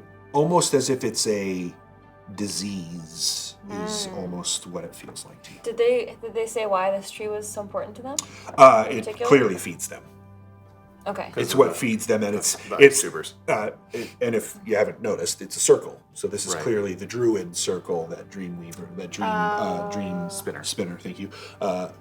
I love the song Dreamweaver, so it's always in the Dreamweaver.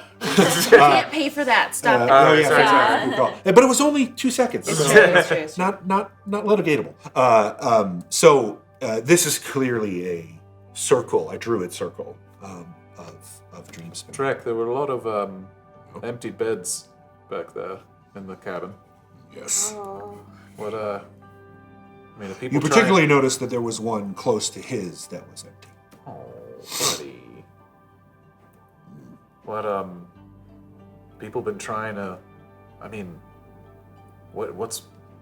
Have people been fighting things or what? Is it the gnolls? No. They leave and never come back. We sent scouts to the center of the forest where it is cursed, and they do not return. Was that your brother's bed? We found him, but he was dead. What killed him? Oh, Jack. Something pierced his chest, Okay. rather large, When did like all a spear. Oh, not a deer horn. No. when did all of this start? When did we leave? A moon ago. When did the pestilence start affecting my hometown? About the same time. Yeah, I mean, it's very similar. Yeah. It's not the same thing. No, it's but clearly it's not the same, but akin. it is very striking to you. What'd you call it? Pestilence? Pestilence, so just disease. Oh, okay. The animals left first. Yeah, we noticed there weren't any around. Some stayed. Squirrels. Those that could dig in the ground, moles, badgers. Oh, wow. Yeah. There's a lot And of us. for a while, we hunted them and fed off of them to stay alive. Do you think it's coming from this Honolo, this will of Bahatha? I mean, that doesn't seem to make sense. The forest was like this before Hunolo arrived. Oh. So Honolo's a newer thing. Yes, it was not here when we left. Got it. Yikes. There were wood spirits, large tree men that kept the forest alive and vibrant, but they have also left, or they are not to be found. Well, we'll do our very best to help you. Oh, you are going to help? Of course. That's why we're here. Oh, Well, that and because we got driven away by gnolls. But yeah. that is yes. what Drek thought. You were here because of sustain self. We talked about it.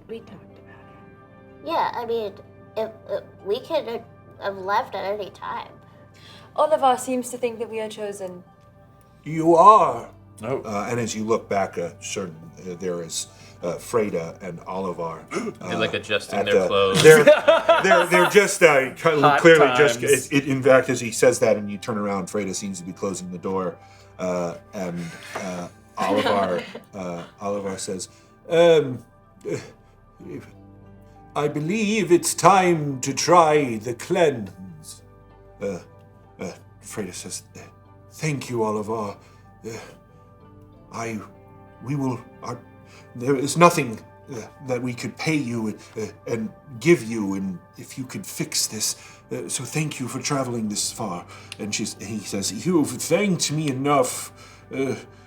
Let's allow me to try." And he hobbles over there and walks over to the dead side of the tree and says, "Oh, it's much worse than you said, Freda." And he lays his hand on the tree. None of the Ursakka seem to respond at all, or like they did when you were about to touch the tree. Right. And he closes his eyes. If all of you could make a circle around the tree, help me while I do this. And the Ursakka all begin to line around the tree, and Freda begins to lead everyone there, and they all seem to clasp hands together, and Freda seems to reach out for your hands as well. I'm going to gesture to Otto and say, take out that gem. Hold it in your hand. Perhaps it will help to amplify or direct whatever magic is about to happen. Okay. And Olivar closes his eyes and begins to.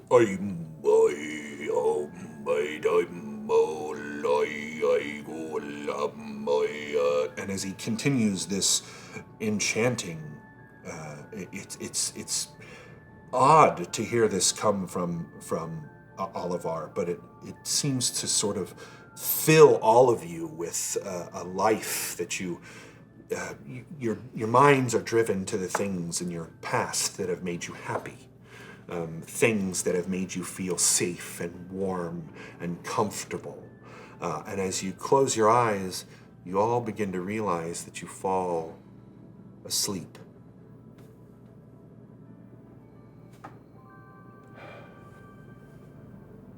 One moment. Sean, if we could have low lights here, please. What? What's happening? Group dream? Secret room. For all of us? For everyone. You awake in darkness. Emptiness for eternity. Then there is chaos. Roiling mayhem in all directions forever. As you take in this madness, you spy a single dot of order. As if within the deluge there is a cave or a tree. You move toward the cave, its feeling of safety growing and growing, engulfing the chaos until you are among the stars, floating. You notice Freda and Olivar. You realize now she is sharing her dream. Olivar continues his She draws your attentions to the beings surrounding you. You struggle to maintain sight on them, but you can feel them. The gods. Bahatha, Thasha, Aitha, Lumbra, all of them. But there is something new mixed among the gods. Opposite of Thasha is a giant, serpentine, scaly beast with 4 almantine eyes that glow like the stars within a galaxy. An impossibly large, 2-headed dragon. It is untenable for you to look upon them for too long, but you can sense their power and their emotions. A heated discussion is brewing. Thasha is angered over some calamity. The dragon in opposition to the solution proposed. They disagree over the paths forward. The other gods' opinions drowned by the power of these two. Then you notice it. You aren't the only ones watching. All around you are innumerable presences, spectators to this discussion. They appear to divide themselves between the gods, deciding which path forward is strongest. Pain grows as your presence lingers until you feel a sense of hope and promise. A warmth washes over you as you begin to sleep again, and as your eyes close, you hear a single phrase, Olivar. And you awaken. Sean, you can bring the lights back up. And as you awaken slowly, as if shifting from a dreamscape into reality. And as you reach reality, you hear a buzzing, growing in intensity. And you hear all of our... And as you return to reality and open your eyes, who has the skull? I do. Floating above you in the sky is the skull, and it's face looking at you, its eyes flashing and blinking, and you see Olivar's hand as he touches the tree shrivel as this blackness crawls down his arm, and from the mold pops out a man-sized wasp. Whoa! What? Wait, from Olivar? From the tree. Oh, hell no. It seems to... and appears a large hook of a stinger. And it sticks him in the chest. Oh. And you see what looks like bluish energy as he... and his body shrivels into a wooden solid mass as his soul is sucked into the wasp. And the wasp flies off into the sky, off deeper into the southern parts of the woods. And that is where we will end tonight. What? Oh my goodness. Indeed. Wow. So this is now just ramped up a bit. We'll be back next week. We have some other things to accomplish. I know to sorry to leave you all there with like, what just happened? But hopefully you'll tune in next week to find out. Wow. So to be very clear, this giant wasp, literally man-sized here, if you can see, Sean. Stole the soul of Olivar? Yes. Suck it right out of his body. Literally stung it with its stinger.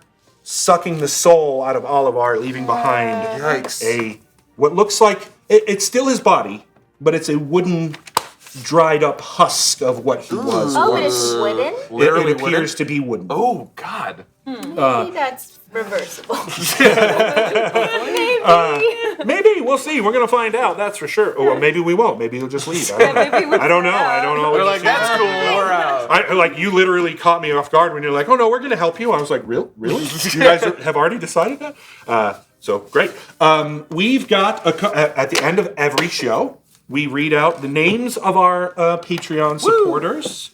Thank you, everyone, for all of your purchases. We're introducing a new concept where our goals for tonight, our levels, will remain for the next show. Cool. So that we will start at level 1, Force of Cosmos. That card is already there. We are very close to level 2, and we will stay at our same level for Force of Nature for our next show as well. So thank you, everyone, for your donations. Yes. We appreciate you deeply. All right, so tonight we've got 2. One from Drew from IT, and one from JT, I assume is JT Justice. Okay. It's on Patreon, just says JT, so I assume it's JT Justice.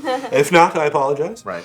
So for Team Cosmos, we have Drew from IT, a stoked teen explaining the lineup of a music festival they want to attend. Mom! Yes. Mom! Okay, calm down. Mom! Stop. Mom! I'm listening, sweetie. What? Yes. Slow it down. Sorry. Me and the killer crew. Yeah. What's up, Mrs. Simpson? Okay, all right. I'm out of snacks. You guys cleaned me out last time. Okay. No Sunny D? No, yeah. Squeezers, crushers. There's popsicles No, in the I'm freezer. sorry. Alex is totally excited to tell you about something. So we gotta go to this music festival. Like, it's gonna be everything. Everybody's gonna be there too. Yeah, we're all like down to clown. You know what I mean? Yeah. Okay. Is there going to be parental supervision at this concert? Sure there will. I mean, Nobody's gonna get abracadabra at this festival. No. Because mom needs her Lincoln break sometimes too. Okay, so she can't be the parental guide. Dude, is Corbin Plague coming too? Yes, Mom, you said that if I was a good student of Grimm this year and I made honor roll, that I could go to this I remember you said it. You said it, Mom. Okay, you know what? I think I'm nuts. But you can go. Mrs. Simpson, thank you so much. I mean, like, you can trust me. I'm like 3 weeks older than the rest of the crew. You're making it worse. All right, you're the best. Well done. I really enjoyed that. That was fantastic. I like that little wrap up too. Full circle. Well done. All right, so now we've got JT Justices for Team Nature. Thank you. A weather person describing a hurricane's path of destruction. This might be too soon as we are getting into hurricane season, but it fits the nature theme. So. And we'll be checking in now with meteorologist Heather Thompson, who I believe is on the coast of Hurricane Breba. Heather, how's it going out there? It's going okay. It's a little. Can you hear me okay? I sort of. I mean, but anyway, we've been told that there's a speaker powering up a little bit. We've been told that there's a level 5 kitty scritches warning. Can you verify that? It is true. There is a level 5 moving into a level 6.5 of kitty scritches. It's almost as bad as your past decision. Wow, Heather, that's really personal. That was the name of the. No, remember that was the name of the last hurricane. I think it's really unprofessional for you to bring that Gold family business into your meteorologist report. Okay, should we throw to Fenderil? Yes, let's throw to Fenderil. That's right. Okay, thanks, Heather, checking in on that level 6 kitty scritches. Fenderil, who's in town for the Just Jewels convention. How's it going, Fen? Oh, it's great. It's wonderful. Everything's fine here. And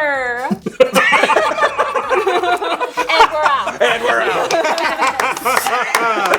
Well done. Best use of your past decisions ever.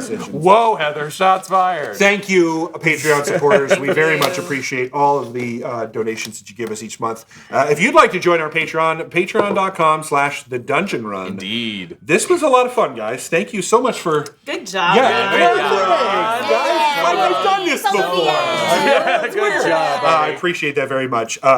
Jared, we miss you. It was not the same without you. Indeed. It never will be. And I'm looking forward to seeing you again next week, friend. Yes. In 2 episodes now, I'll be gone. So the next one, but the one afterwards. Don't confuse me. Yeah, fair enough. We'll have some scheduling We'll updates. have some schedule updates. But yes, yeah. But Ron is getting married in a few weeks. Heather, thank you for agreeing to marry me. We love you, Heather. I haven't met you Welcome yet. to the family. I haven't met you yet. We'll rectify that soon. So thank you all for joining us every week that we have a show. And thank you again for all of your time, your effort, and your support. We couldn't do any of this without all of you. So until next time, humankind, be both. Mwah! One step and then another. Blessed are those who wander, branching, reaching. Depths of the forest are calling. Well, path will end before the journey has begun. Eyes to the sky, and you might find your way. Let fear ignite a light and shine another